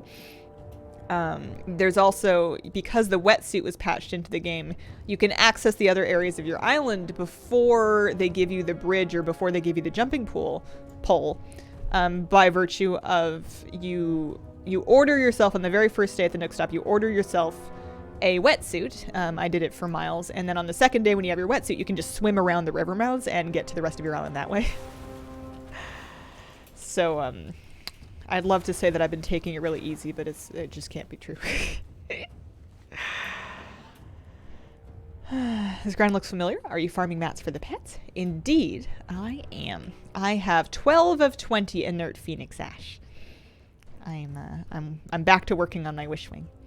I'm having a Phoenix themed stream. Oh, there's a parrot.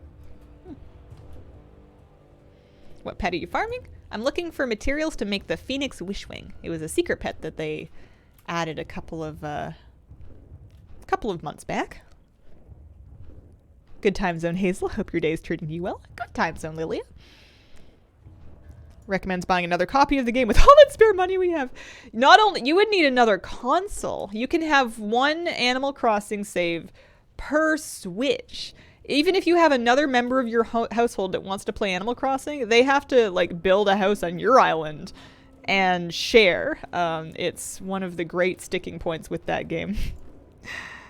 I did play the DLC. I had completed the DLC on my previous save. I'll need to do that. Well, I won't need to, but I would like to do that again. At least you're doing it after it was buffed. Yeah, my procrastination's paid off. I'm quite pleased with that. Should I level and gear a mage? Try out doing endgame with Drac there.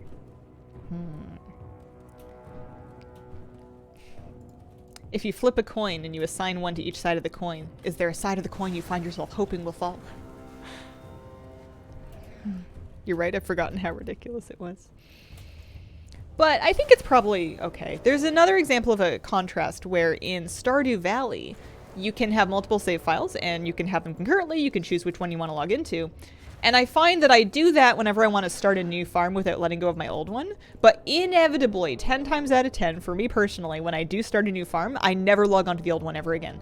I have the capacity to be invested in one save file at a time, so I may as well just delete the old one and start completely fresh, because I'm never, ever, ever going to play it again. I might log into it and look around and go, oh yeah, and that's about the extent of it. I can't get I've never gotten into it after a big break like that, especially if I started playing a new one. So in my point of view, the way the Animal Crossing does it is just kind of, or like the way Pokemon save files are, it's just kind of reflecting the way I play it anyway. The trouble is the multiplayer thing. I think that different user profiles should be able to have their own islands. So, you know, I can't imagine like families that have like one Switch and then siblings having to share. Don't get me wrong, sharing's a great lesson, but it's, you know, siblings already have to share so much. Let them have their own islands. Part of the joy of Animal Crossing is being able to set everything up just the way that you like.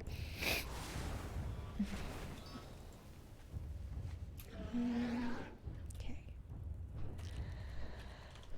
I just got my 13th piece of Phoenix Ash. Spooky. Give me my own save file. Yeah. I wonder where along the Nintendo timeline we are in terms of them releasing their next generation console. I have no idea. I don't really tap into rumors or anything like that, so it's just kind of an open question, but one day they'll come out with another one. They always do. I always get the Nintendo console. I don't bother with the others anymore. I used to have some fantasy about having like an Xbox or a PlayStation and then enjoying games on them. And in the past, whenever I've owned an Xbox or a PlayStation,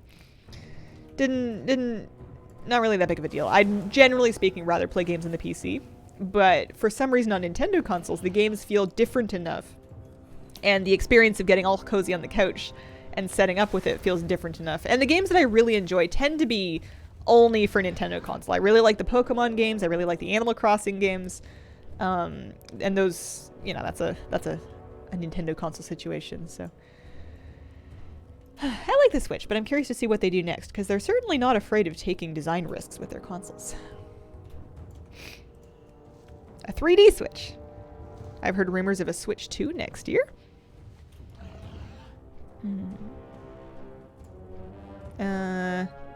Most likely announced next year. Oh. Well, next year's not that far off. We're already in October. Are you guys ready for 2024? Dear. How much is completed Mountain Silver Sage worth? 6 gold? I wonder if anyone will purchase that. No more systems or games. I have enough of a backlog. Okay, thanks. Completely fair. Games are so fun when you can just kind of put like one thing in front of you and just enjoy it without any competing thoughts about other things that you should be doing or could be doing instead. Blinders are nice like that. Just being so into one thing that you're not thinking about all of the other choices. It's like the only way to really enjoy something properly. 2024 is a lifetime away. La la la, can't hear you. I'm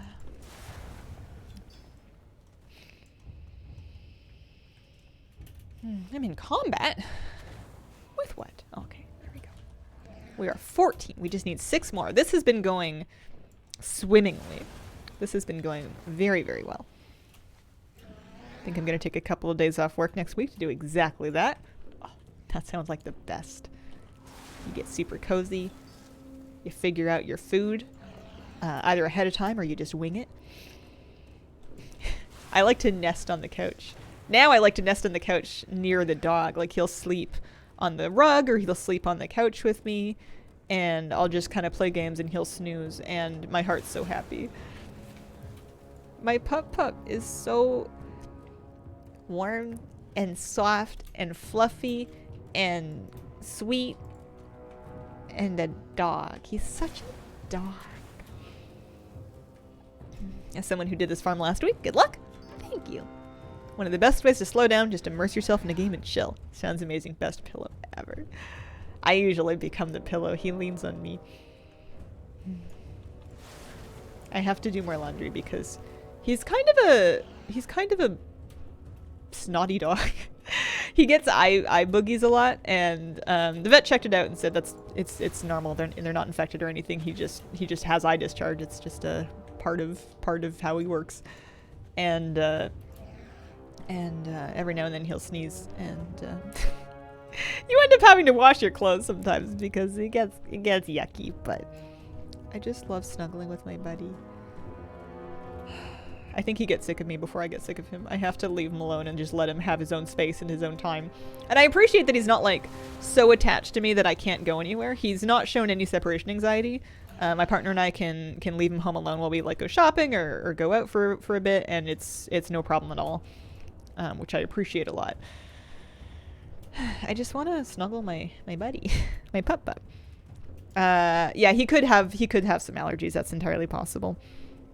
Has he ever sneezed while asleep and looked at you, accusing you of waking him up? Oh, man. Achoo. How dare you? Oh. Ah, buddy. My mom came to visit yesterday, and we were hanging out with the doggy. I'm glad my family likes him. They're all pretty dog friendly, and they've had dogs and they like dogs, and it's all good.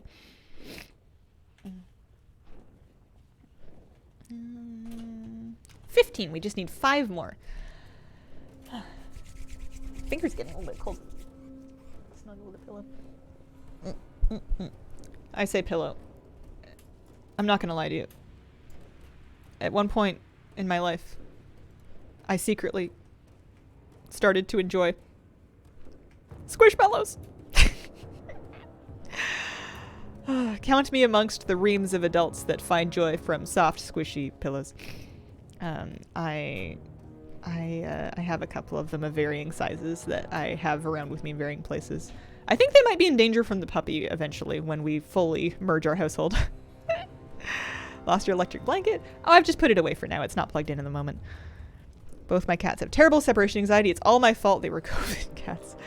Yeah, it's tough for animals to adjust like that. You are valid as heck, Hazel. I need to get my hands in the Pokemon ones. This is Jerome. Jerome is my big one. I like having Jerome at the desk.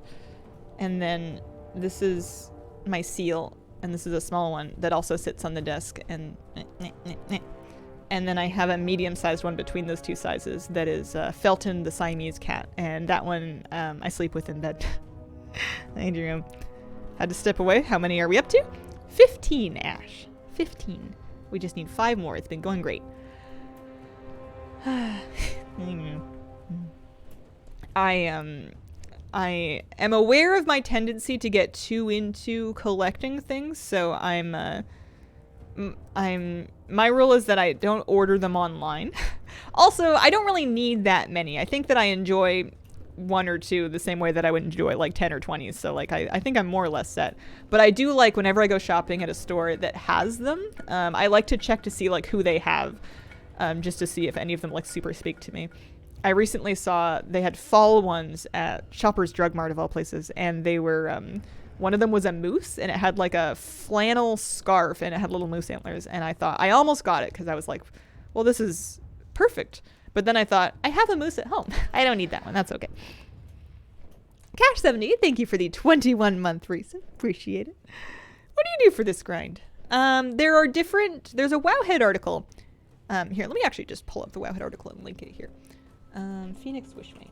Because there's a number of different materials that you need to get in a couple of different orders. But for this particular part of it, I'm just killing elementals and looting this inert Phoenix ash from them. I need 5 more for a total of 20. Nice mount. Why, thank you. I'm having a Phoenix-themed stream while I work on my Phoenix Wishwing mats. Are they called Squishmallows? Because they have anti-stress squishy balls in them. It's a brand. Part of the appeal of them is that the filling that they use contains some amount of spandex, making it feel more marshmallowy and springy than like a typical polyfill plushie. So they're quite satisfying to smoosh.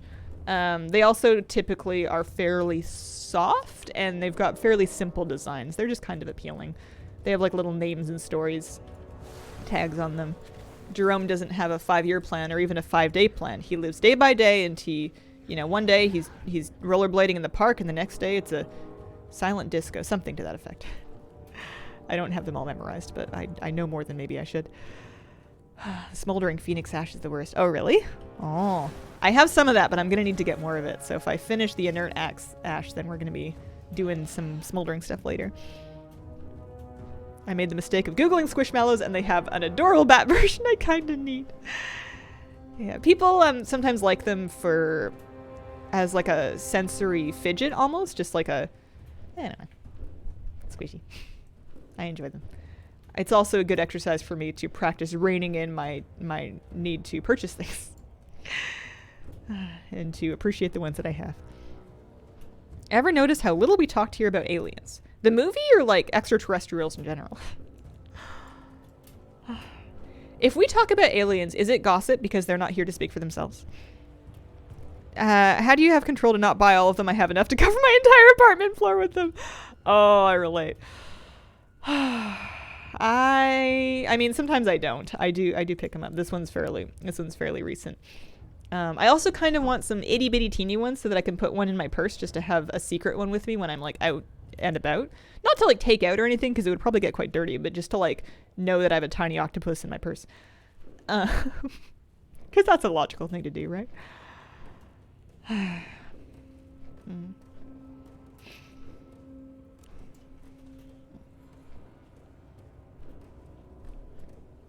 I think for a while I didn't want to tell Stream that I had gotten into Squishmallows because I didn't want to influence people to spend any more money. I mean, I know I'm an influencer and that's kind of like my job, but I'm not sponsored or anything. And I don't know if it was going to be a net benefit to the world if I shared it, but oh well. Are the keychain ones? Yeah. Or they even have smaller ones now that are part of like toy sets that are small enough that you could probably tuck in somewhere. I think they call them a Squishfill. Secret Squishmallow sounds fun. Extraterrestrial life. It's not gossip. We talk about them as a group. It's more like politics. Oh, you have a no politics rule on the stream. It's a vague rule that is because politics is kind of you could define things as being political or not political almost arbitrarily, but yeah.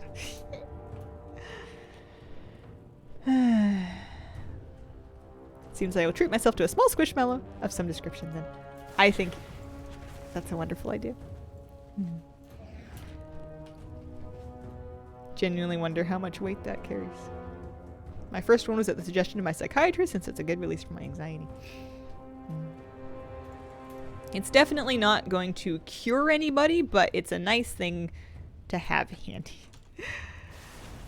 They also are a bit addictive to collect, and the company knows that. They've kind of dialed in their formula for making them appealing and making them feel collectible.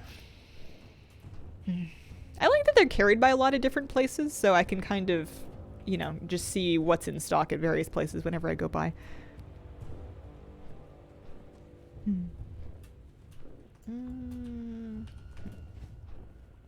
The modern version of ugly dolls. You know what it reminds me of from my childhood?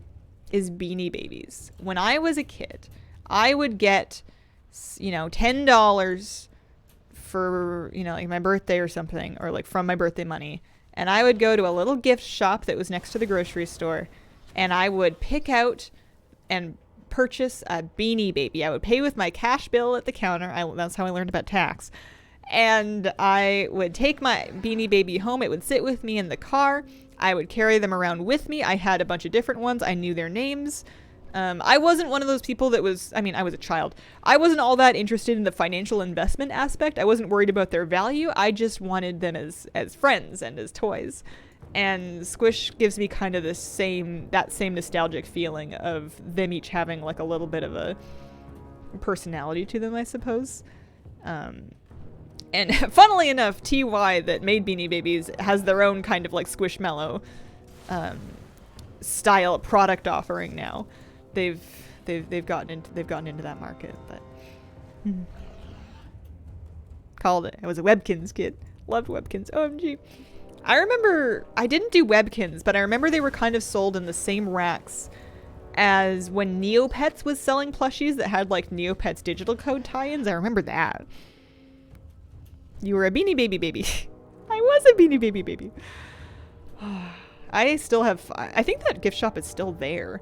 I remember I purchased a hand-painted ceramic mug that had a black rim with white polka dots, and then it had, I think, red and green flowers painted on the side of it. And I bought this gift mug, and it was just for me. I bought this mug for myself, and I would make myself tea in it nearly every day, and I used it for, I don't remember when I bought it, but I must have used it for more than 5 years, and maybe almost 10. I remember being a bit embarrassed because the cashier was like, "Oh, are you getting a gift for a family member?" And I was like, I don't remember if I lied and said that I was, or if I told them it was for me. I don't remember what I said. I probably lied. But I used that mug. I remember feeling anxious as a child about the fact that one day that mug would probably break because I liked it a lot, and I was experiencing anticipatory grief over the future of this mug that I purchased and had with me as like my mug. I don't remember what happened to it. I don't remember if it did ultimately break or if I eventually like donated it or whatnot. I certainly don't have it anymore. It was also hand wash only, which was inconvenient. But if I ever end up back in that area again, I'll have to go back in that gift shop, and I don't know, they probably carry Squishmallows now. Sometimes it's just important to have a collection of cute things. I feel a bit spoiled because I also have a collection of WoW plushies. And even, you know, the Moonkin is about the same size as Jerome, but it really doesn't feel quite the same to squish. I like the Moonkin, and I like them as displays. I think they look really cute back there. But I find these to be more like cuddly. I always say it's for me. That's what I do now. When I was purchasing this, I was talking to the cashier about it, and she was telling me about how she collects narwhal plushies, and I felt seen.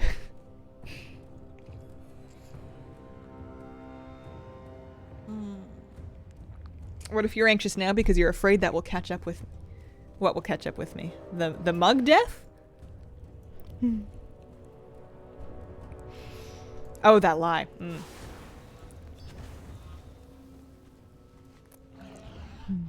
Narwhal plushies. Notebook covered in rainbow glitter meant for 5-year-olds. It's the simple joys. Sometimes it's just important to have multiple collections of cute things.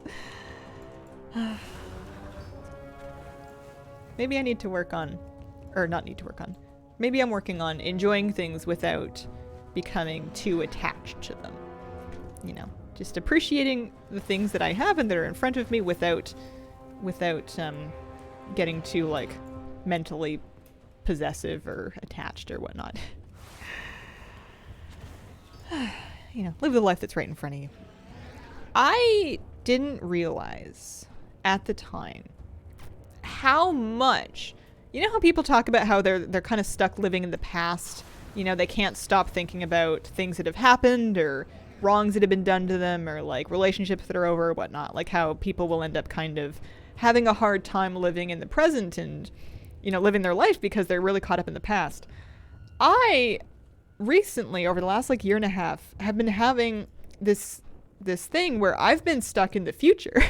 I had been having a hard time enjoying and just living my life and doing things and taking any action in the present because I was so caught up trying to either worry about the future, figure out the future, wonder what the future might look like, daydream about various aspects of the future. I think that the house hunting obsession kind of ties into that. This idea of wanting to know what my life might look like and where I might shop and what I might eat and where I might go for walks and what pets I might have and where I might live and what parks might be nearby and what the house might look like and how many rooms it might have and et cetera, et cetera, et cetera. And I was thinking about this fairly obsessively. And I didn't realize just how much I wasn't living in the present because I was so hung up on wanting to figure out the future. And it's occurred to me and or been pointed out that you cannot figure out the future. Even if I made a bunch of notes and I drew up a big plan and I made sketches and I bookmarked listings and I sorted out budgets and I did my mortgage planning, which I did do, etc., etc. Even if I sorted everything out and I had everything planned to a T, you can't account for the future. You can try and you can plan things, but you're going to have to adapt your plans because things happen that you can't predict for. And it's probably better if I just accept that and, you know, don't worry about it so much. I'm not the only person farming today. I think that's indeed the goal. Key, but a hell of a journey to achieve. It's tricky. That's exactly what anxiety is, full future focus.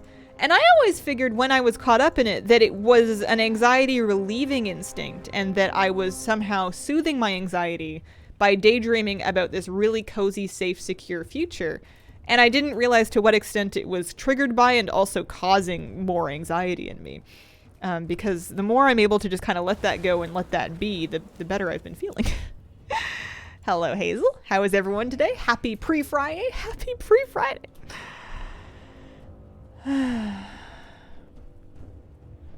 Far more prevalent lately. Life is more precarious. Yeah. I think I just need to let go of the idea that I can fix or control everything or have everything be sorted out and okay. Some things will be okay and some things won't be okay, and it's not really up to me. You can prepare and you can, you know, do research and you can build skills and you can save up resources, but you can't fix life. You can't figure it out. And thinking that you can is going to cause a lot of suffering because, you know, chaos of the universe is just going to kind of teach you that one sooner or later. I need 4 more of these ash. We're getting there.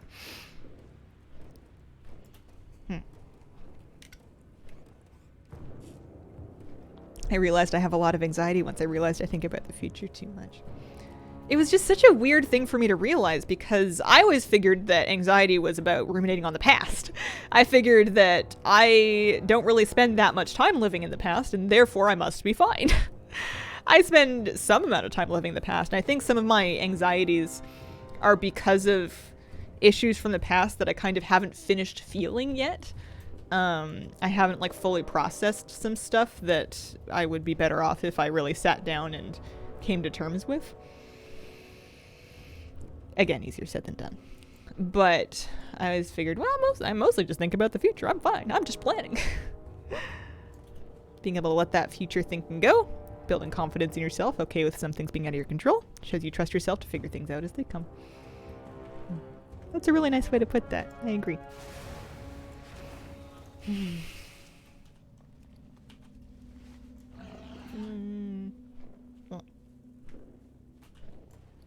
did I retract my feral hydrums quest? That's funny.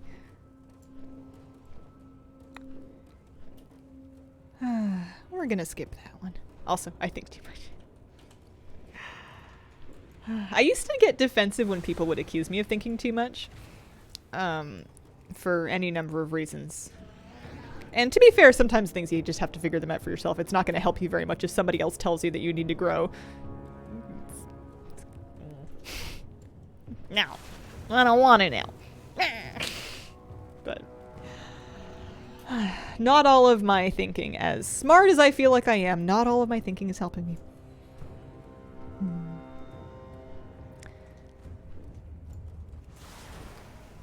I have mail from the Alliance Auction House. Does it still say Auction House? No, it just says Auction House. It doesn't say Alliance anymore. Got made fun of for being nostalgic. Oh dear.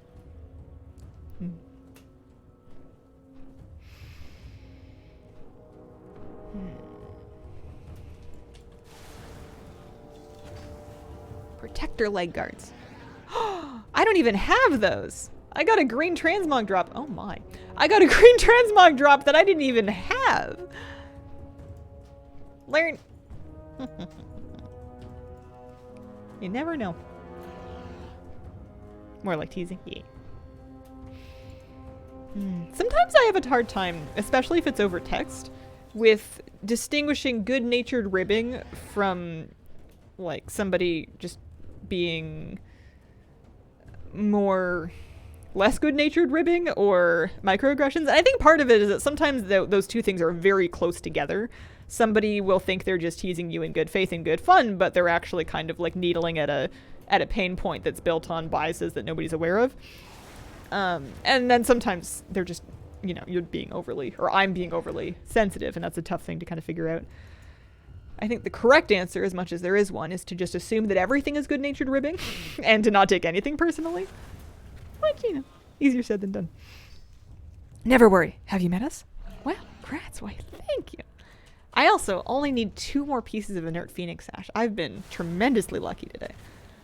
Or it's just a good drop rate now that after they've fixed it, but I'm tremendously lucky that I waited until the drop rate became good. Huh?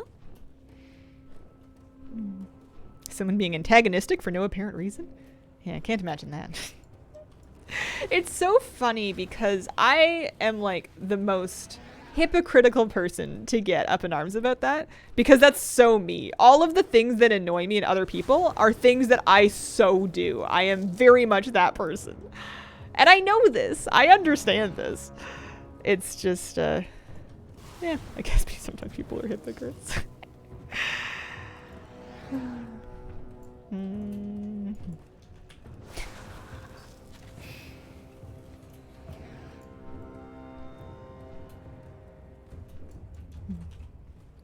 Two more ash.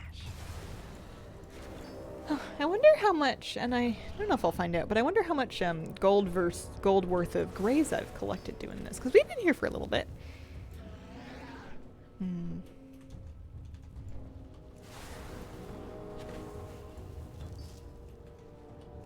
Everyone's a hypocrite once in a while.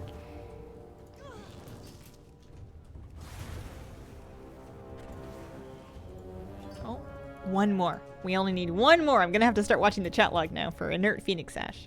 We're at 19 to 20. You did spell that correctly.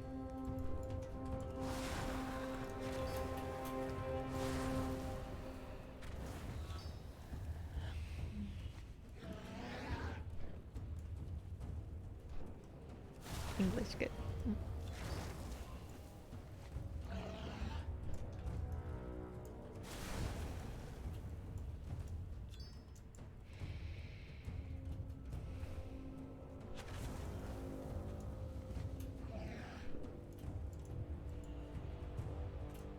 What's my classic herbalism skill up to? 23. When we're done, I'll post a big batch of mountain silver sage. I'm sure it's in high demand. Buyers are lining up around the street for some of this fresh. Seems like it would be minty. It might be minty.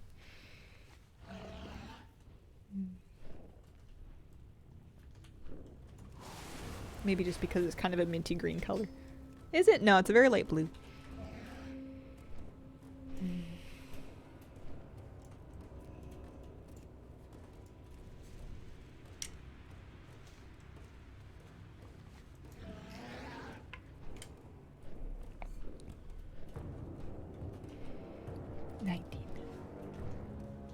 Is it you? No. Let's go up to the top.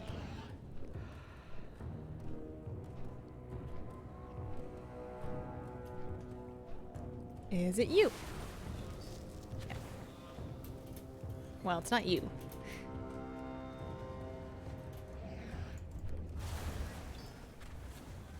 Spearmint. Oh, maybe.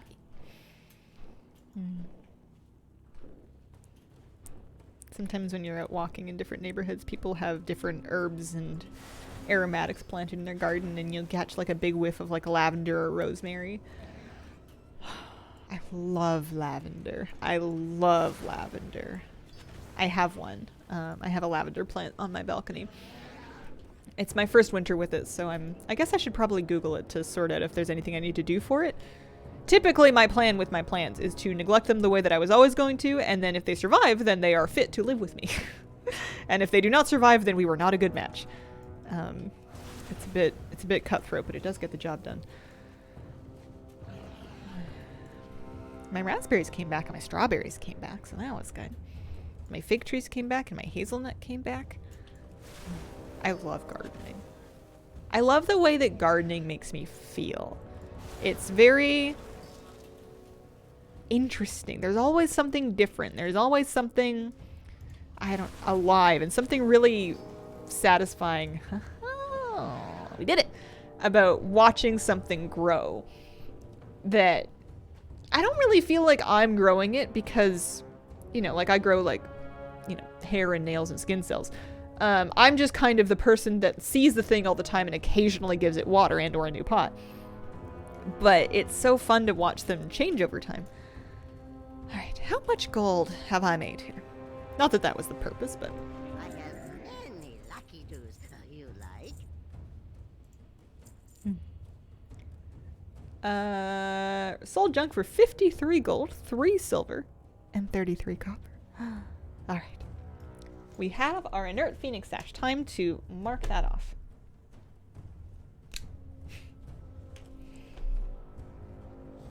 So now we can go to Zektar and we can get that talisman. The only thing we need now is 9.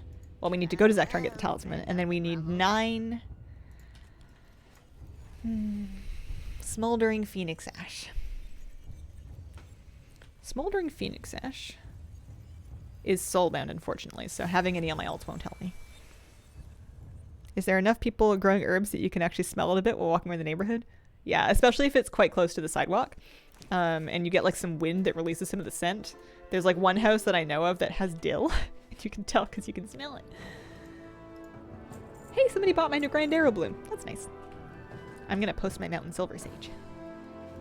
Also, maybe these elemental fire thingies. Nobody really wants those, actually. I'm going to vendor these ones, but I'm going to sell that one.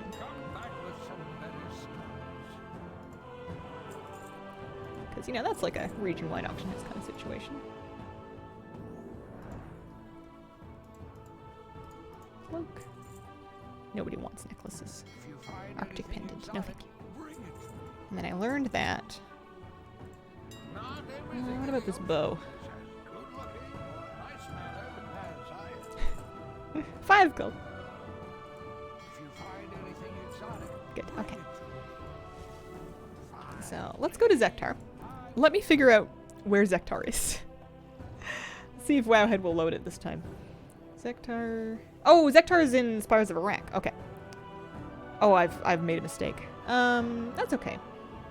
Zektar is not present. Complete the quest, high raid speaker to speak to him.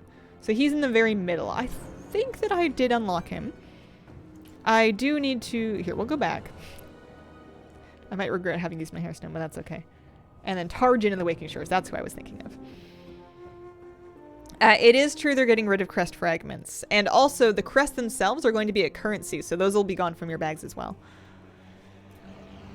The DR on that is very good. Took me like 10 minutes. Oh, drop rate!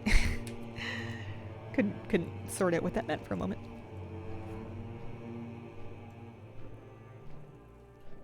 Hubby and I have ensured a good relationship with our local garden center. Swing by anytime they're open. Our cameras take photos of everything. Normal no Theris, reset the trash, a lot of phoenixes, but I'm a BM hunter so it makes it easier. I'll probably give a try to farming outdoors and see how that feels. It's a good idea. Not going to miss clicking on 15, then clicking on 15, then clicking on 15. My one regret on this topic is my easy trading post task. I've traditionally gotten some trading post credit every month there was an objective to have you like form a couple crests, and you could just take crest fragments that were already in your bags and just like make a couple of wealth crests and then have some trading post credit. And I had gotten used to that. I'll have to do other objectives. Heaven forbid I do anything new. I'm back. How are we doing? We collected all 20 of our inert phoenix ash. Go team.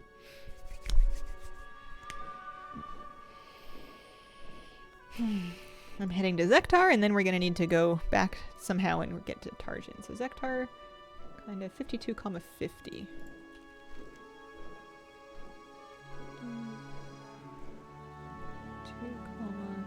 Like there. Yeah, getting philosophical while collecting things. Exactly. It's been a nice chat today. A Gorgon flytrap. I can't resist the herbs.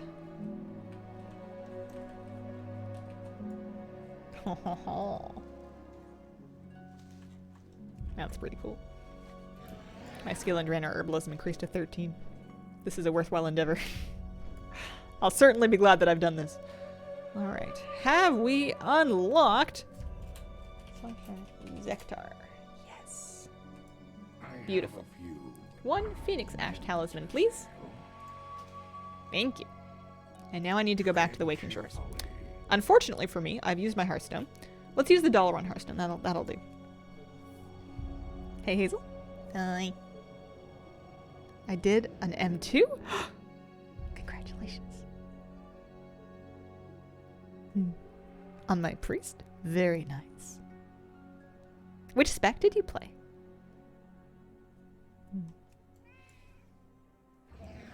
Shadow. Ooh, fun. Fun. Got her to 398 today. Oh, you're trucking. You're cruising. Nice. I'm glad you're here, Scarlet. I'm going Stormwind to Valdrakken to the Waking Shores, and then I need to sort out where Tarljin is, because I've not visited that NPC before. So we're done with Zektar. Well, now that I have it, Tarjin, the Blind, has a turn-in quest. Get the items first to complete it. So I need... Oh, I need to do the ash anyways. Because I have my 20 ash feathers already. I have my Phoenix Ash Talisman. I need 15 smoldering Phoenix Ash. So those drop from Phoenixes. Lava Hatchling, Lava Phoenix in the Waking Shores. Be prepared to spend some time. So, yeah. Let's go up to the mountain, I suppose, and have a little poke around. You glad I'm here? Yeah, I am. Valdrakken. Flight path. This one. Not flight path.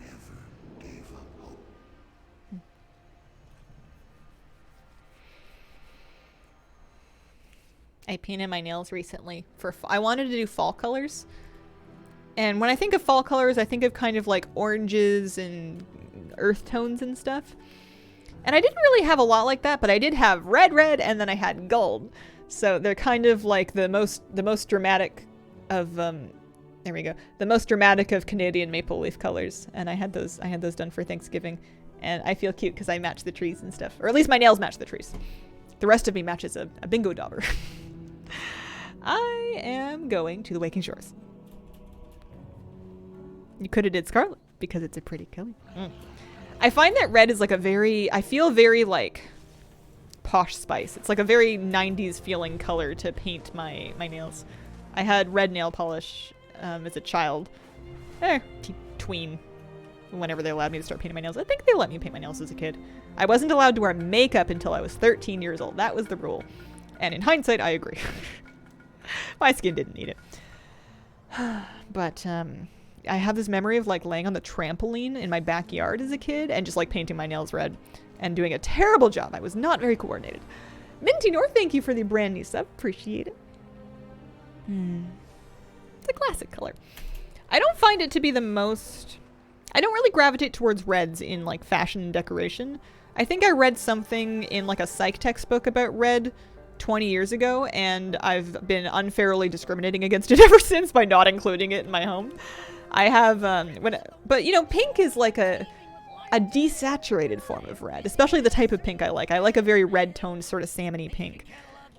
So many of my things are blue, green, turquoise, which is in the middle of blue and green, or pink. That's kind of my color palette.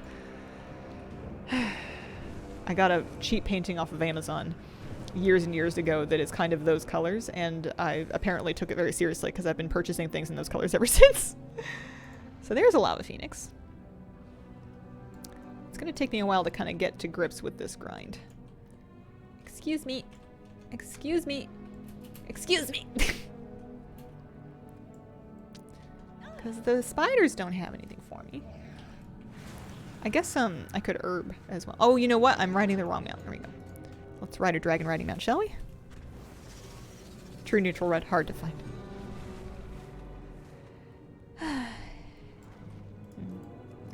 Yeah, and the color of my hands will change a lot depending on a lot of factors too. They will get very, very red when they're cold. And they'll get kind of yellow otherwise. I'm healthy. The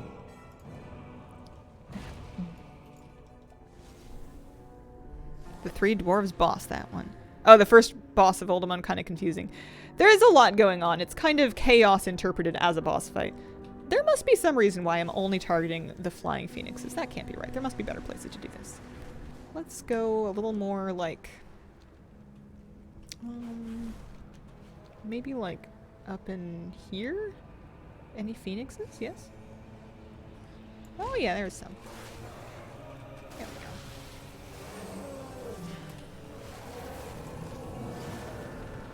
So I have 6 smoldering phoenix ash, and I need 15. I need 15. I'm ranged, which is good, but I'm an evoker, which means my range isn't very good. Till alive. I'm at a level 392. I am 7.5 feet tall. In heels. I suppose I could be 7.5 feet tall in heels if they were extremely aggressive heels.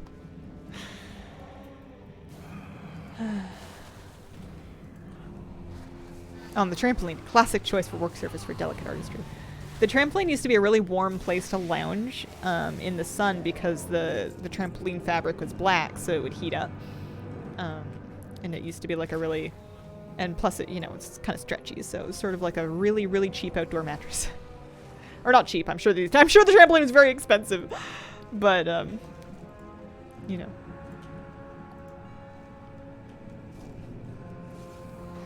We also had lawn chairs. I don't know why I didn't just use those. Those are called stilts. Platform boots with heels.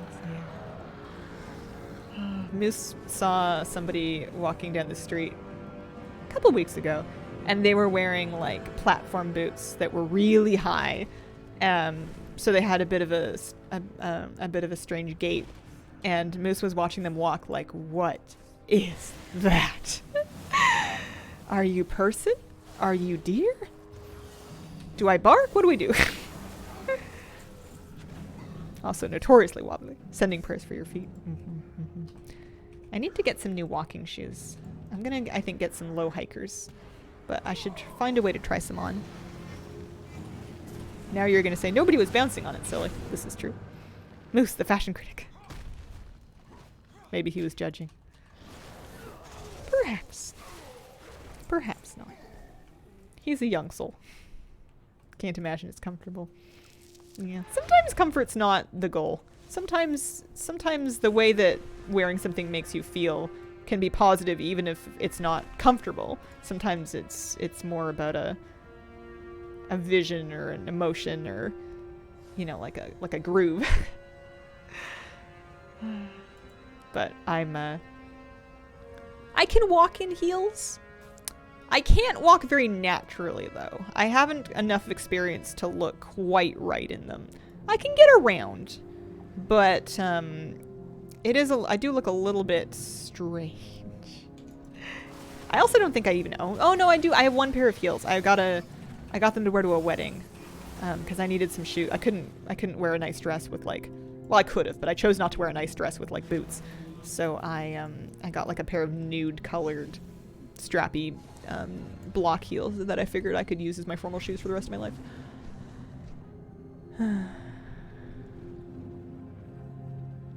And I say, doesn't matter. It was worth deliberately misunderstanding you. I see you've met my time-honored tactic of holding full conversations in your head. I do that too. For the prison dress. Yep, that's the one. That's the one. I wish I'd bought that dress one size down. It didn't quite fit me, and I shortened it so that I wasn't tripping on it, but I didn't take it in at all. And I wish I had either taken it in or had it taken in or just purchased the correct size for me.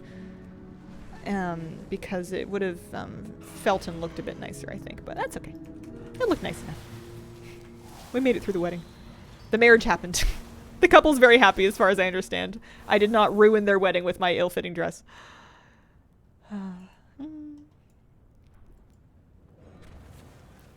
Could have gone for one of those ballerina looking slipper thingies. Yeah. Flats. I I like wearing heels sometimes. It's fun to be quite tall. Some I can walk in literally all day, no issue. Others I can't at all. Ankle boots I found were quite good because they would have some support to hold your foot into it with the heel. Whereas like a very strappy heel, especially if it's like a sandal heel, untold amounts of effort are going into... also, I'm doing terribly with this, by the way. I still have only 6 Phoenix Ash. I'm barely killing any Phoenixes. There must be a better spot. Let me look at this again. Lava Phoenixes and lava hatchlings. I mean, I can try a different spot. There's one over by the Obsidian Citadel that's kind of like 3255-ish. There. Let's go take a look at that. Pardon me. Don't get me started on finding dresses that actually fit. I had at some point in my life picked up a fear of trying on clothes and finding that they didn't fit me, in that they were too small for me. I did not want to be too small for clothes. I would rather the clothes be too big on me.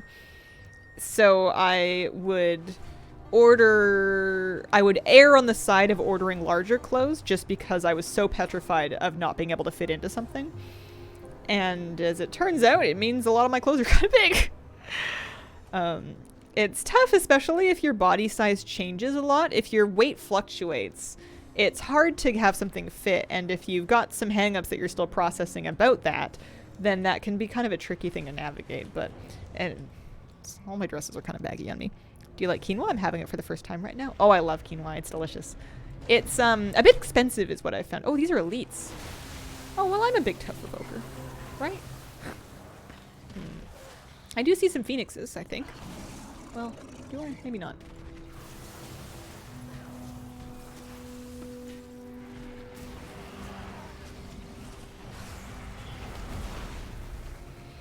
None of these are what I was looking for.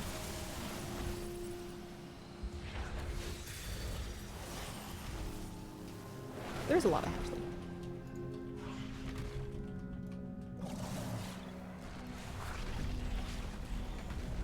Will his seismic shield time out? It will.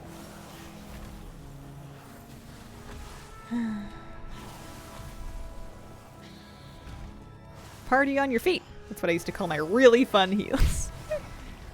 Something about good-looking shoes make me feel super fly. I felt very fresh the last time I bought new white socks, and they were like really white and brand new, so they weren't pilled or anything yet. And I felt like a Pokemon trainer ready to go out on the town. That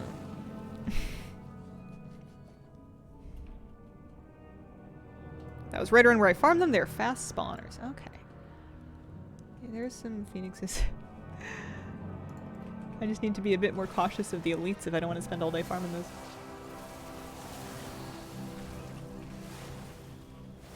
I'm getting elemental overflow. Oh, maybe that's part of the trouble, is these are being empowered right now because of the... These are being currently empowered because of the... thingy. What is that? Rich soil. Oh, I could plant a flower.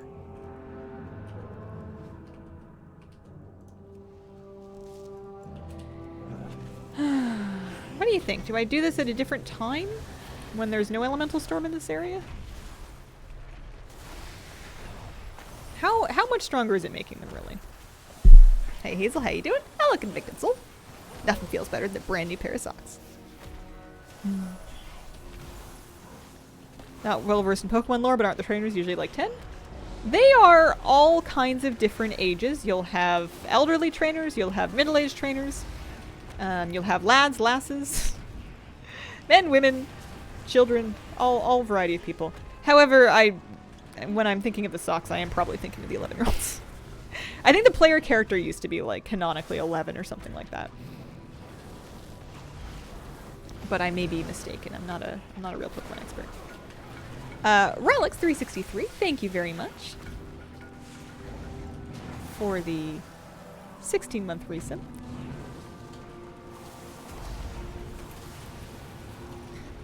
Don't mind me.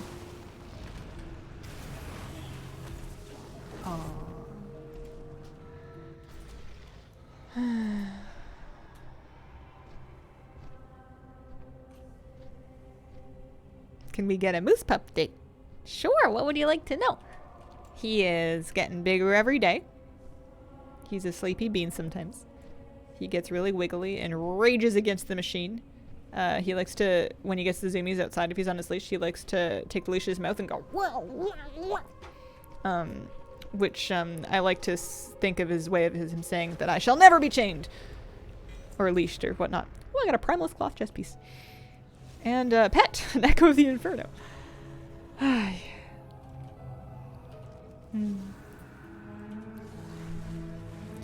He likes salmon. I've discovered that he really likes freeze-dried salmon treats. I think I'm going to farm in the northern spot because of the elemental storm. I think I'm going to try and nail down a Phoenix spot north just because I'm going to get myself into trouble with those elites while I'm streaming. He is not 100 pounds yet. I'll probably weigh him again at the vet in like December when I need to get him sized for his next flea and tick thing.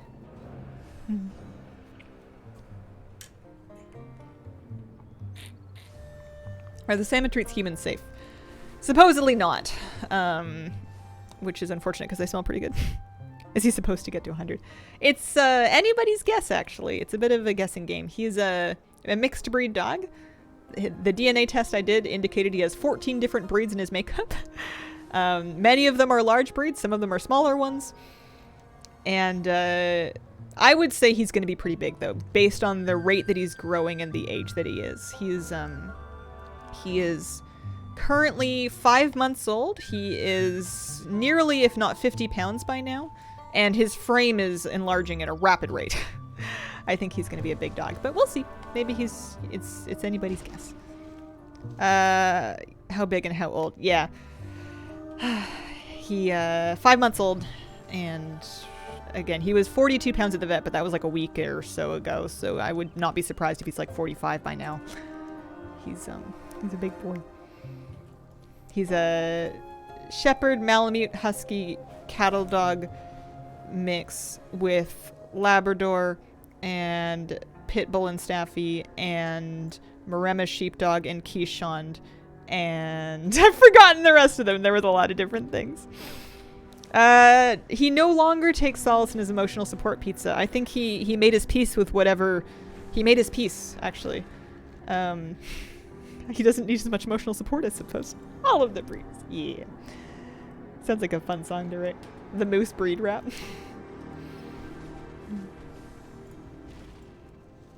I showed him on stream last week. There's a little video of him on camera in perspective to me. I picked him up at one point. Made his peace with his piece of pizza. So, phoenixes. This is so far a little bit tougher. Although I think I haven't found quite the perfect spot yet. I don't know why I'm not able to target those. It looks like they're in range of me. Cannot use on the ground. Can I do it to these? Maybe I've forgotten something really fundamental. No, I can use my abilities.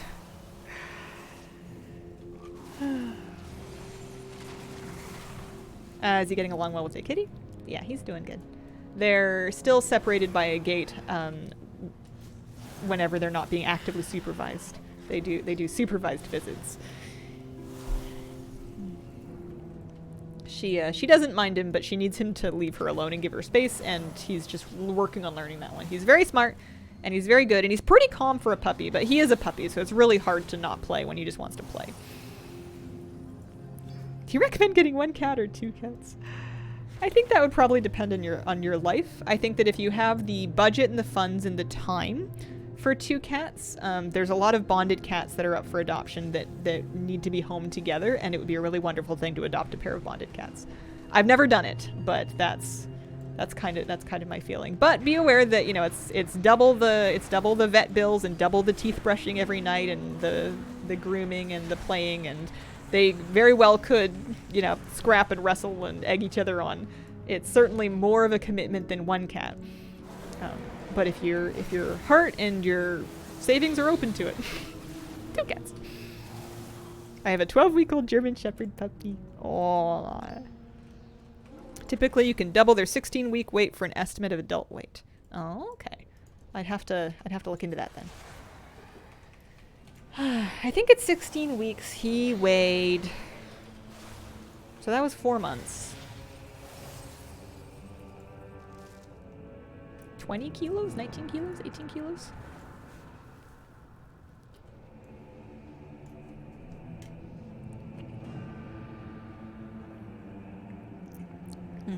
Cannot use in the ground. I get when I try to press 1 on my dragon riding mount, thinking it's my attack.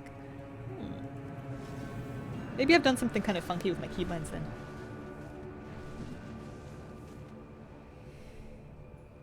I adopted bonded cats. It's worth it. But yeah, I figure I'm just gonna take my best care of my boy as I can, and however big he gets is how big he'll be.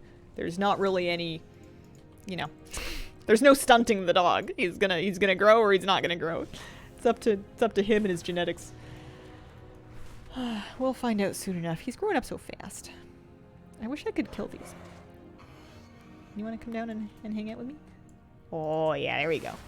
There we go. Now we're talking. What if he won't fit in the house?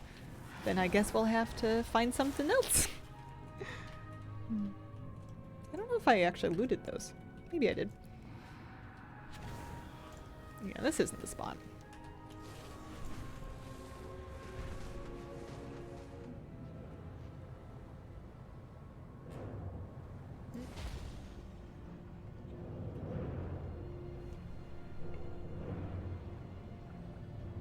My biggest gripe with dragon riding, harder to dismount than in a regular mount. It took me a while to get used to. And I think I'm still not perfect with it. Oh, I found some phoenixes. I like this spot. Look at all these.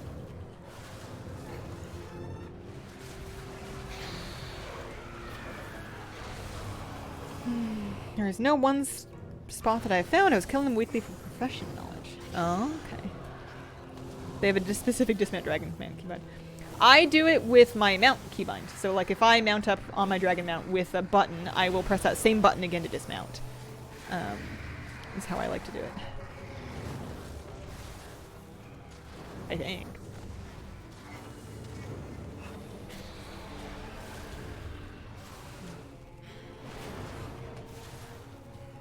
This makes you wonder how you got this much ash in the first place. No. I mean, we're getting Dragon Isle supplies. We're getting gray trash that's worth more.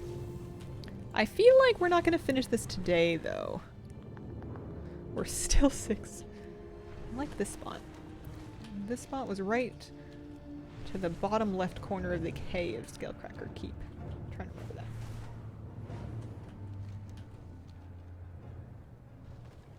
What about up here? Any phoenixes? Birdies? Watch the moose stream clip. That's some fine puppy training you've done. Bravo. Oh shucks. He does all of it. He can't take any credit. He's my baby's so smart. My baby's so fluffy. My baby gives the best kisses and hugs. And sometimes he is a speed bump in the kitchen. That's what I'm working with now.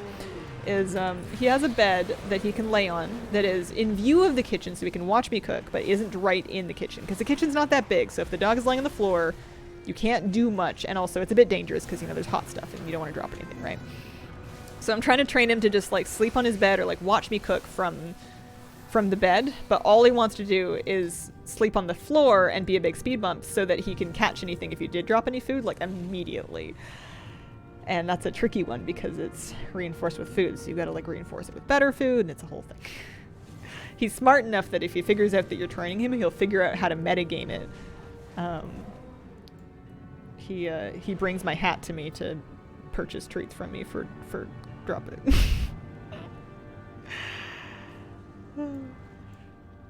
But I'll take it. I'm not too mad. He has been maxing. AI summarizing and cataloging stream VOD. Search for Ash, find the VOD where you did this the first time to refresh your memory. Like a... Can AI... Like, can ChatGPT watch videos? I've never used it.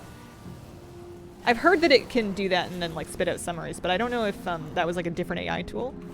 It is impossible to do that by hand. Yeah. Fair. It's a lot of content for sure.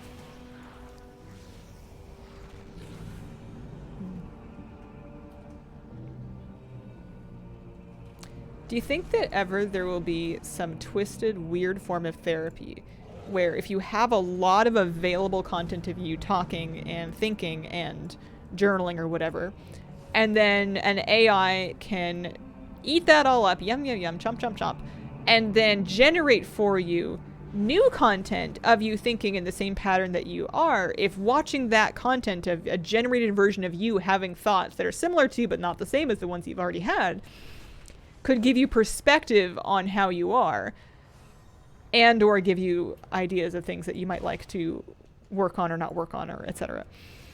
That's a weird shower thought. Any birdies? Oh, there's a birdie. That sounds frightening. What? You just broke my brain on that. I was just, the thing Ujai said made me think of like, wow, I have hours and hours and hours and hours and hours of stream content that an AI could potentially use. And a lot of it is me just like chatting or sharing thoughts or getting existential. And, you know, somebody could generate an AI Hazel based on all of this footage. Would that AI Hazel say anything that would give me pause or give me insight into why I'm like this? I mean, I could also just watch my own stream VODs. It's basically like watching a stranger. I feel like yes, and it's coming. Which is a bit frightening, just because, you know, put me out of a job.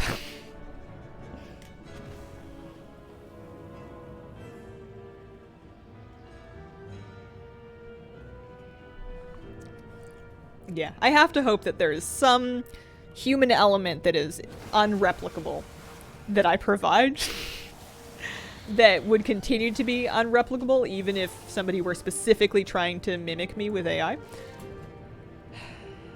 It's an interesting thing to worry about. Let's not worry about it. Future where AI patients see AI therapists. Sounds like a Black Mirror episode. I would love to get at least one smoldering Phoenix Ash, just to provide like some proof of concept here.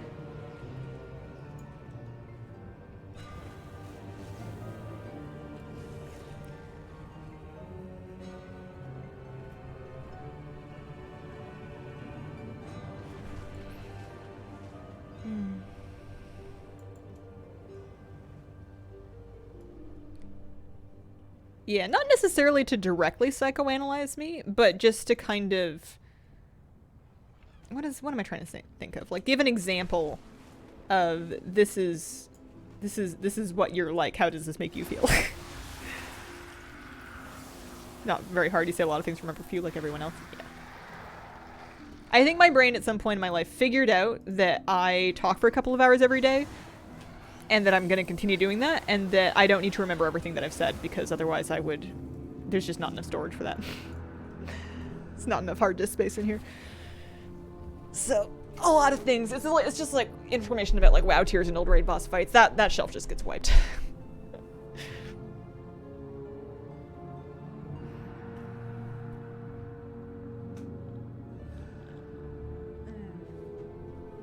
Okay.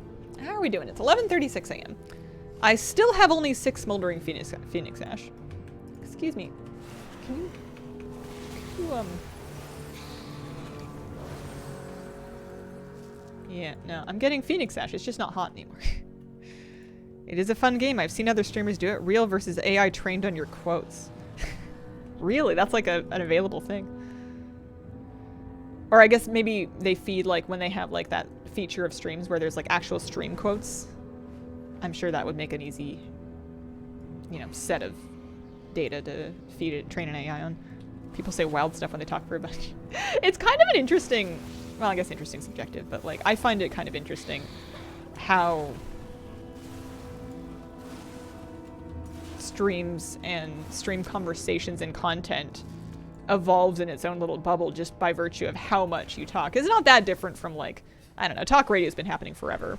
It's not a new concept, but the fact that anybody can do it makes it, and also the fact that you can do it for as long in a day as you want, as often as you want. Yeah, you're right. People end up, and myself included, end up saying some strange things when you're just talking for hours every week. It's a custom-made model, but still, you can do it. No ash yet. I have some maybe meat. Schrodinger's meat. It either is or is not meat until you eat it. Today he said, see kids, procrastination pays off. Will you remember saying it in a week? Who's to say? Who's to say? You know what I say when people tell me about a thing I've said? I say, you know, that sounds like me. Because that's usually what it is. I almost never remember actually saying something, but I will have a vibe of, well, yeah, that sounds like something I would say. That tracks. These ones are not easy to pull. Can I upset you with bullying? I can, haha. Are you hinting at a Hazel VTuber avatar? No, unfortunately. I don't have anything in the works. That would be fascinating. I got a Smoldering Phoenix Ash. Number 7. We're 7 of 15. A little under halfway there. It does work. It can happen. They do drop. Remember when you said, gonna give me your gold? See, that does not sound like me. What's your take on 10.2 as the last major patch? It seems fine. It looks good. It's got the major parts that I need. I don't think that I would need another patch out of Dragonflight. I'm curious as to... Oh dear. Oh dear me.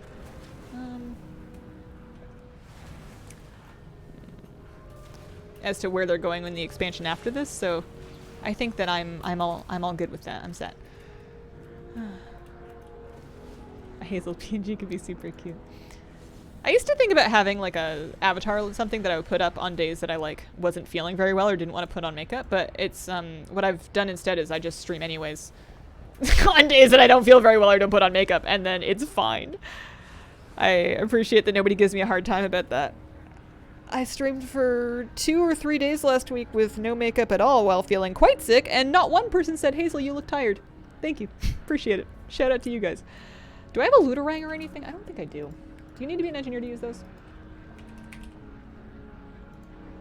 Can only be used in Draenor. Sometimes what I would do is I would pull a mob to like the top, but I'm out of mobs around there, so I think I just have to let that one go. Do you remember saying I should take my warlock into this very deep level 40 cave? I remember chat telling me that, but I think that they were up to something.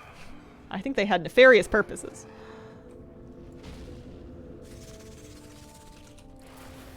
No makeup humans better than avatars by a lot. I'm doing my part in the extremely important war to just normalize. Sometimes you don't have to wear makeup. You can, you don't have to. It's really whatever you feel like. Some days I feel like it and some days I don't. Fluorescent fluid.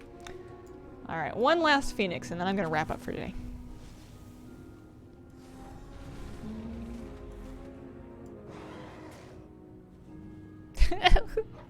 Are you angry at me? You are angry at me, okay. I should have known by the aggro sound.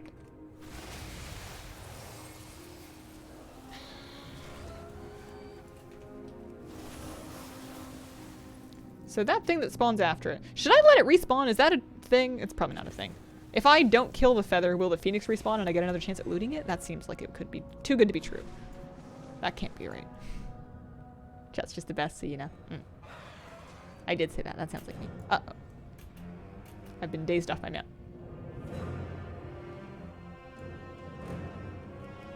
I wonder if this thing will let me. If you fall, will you loot? Okay, so I can loot it. Just for science.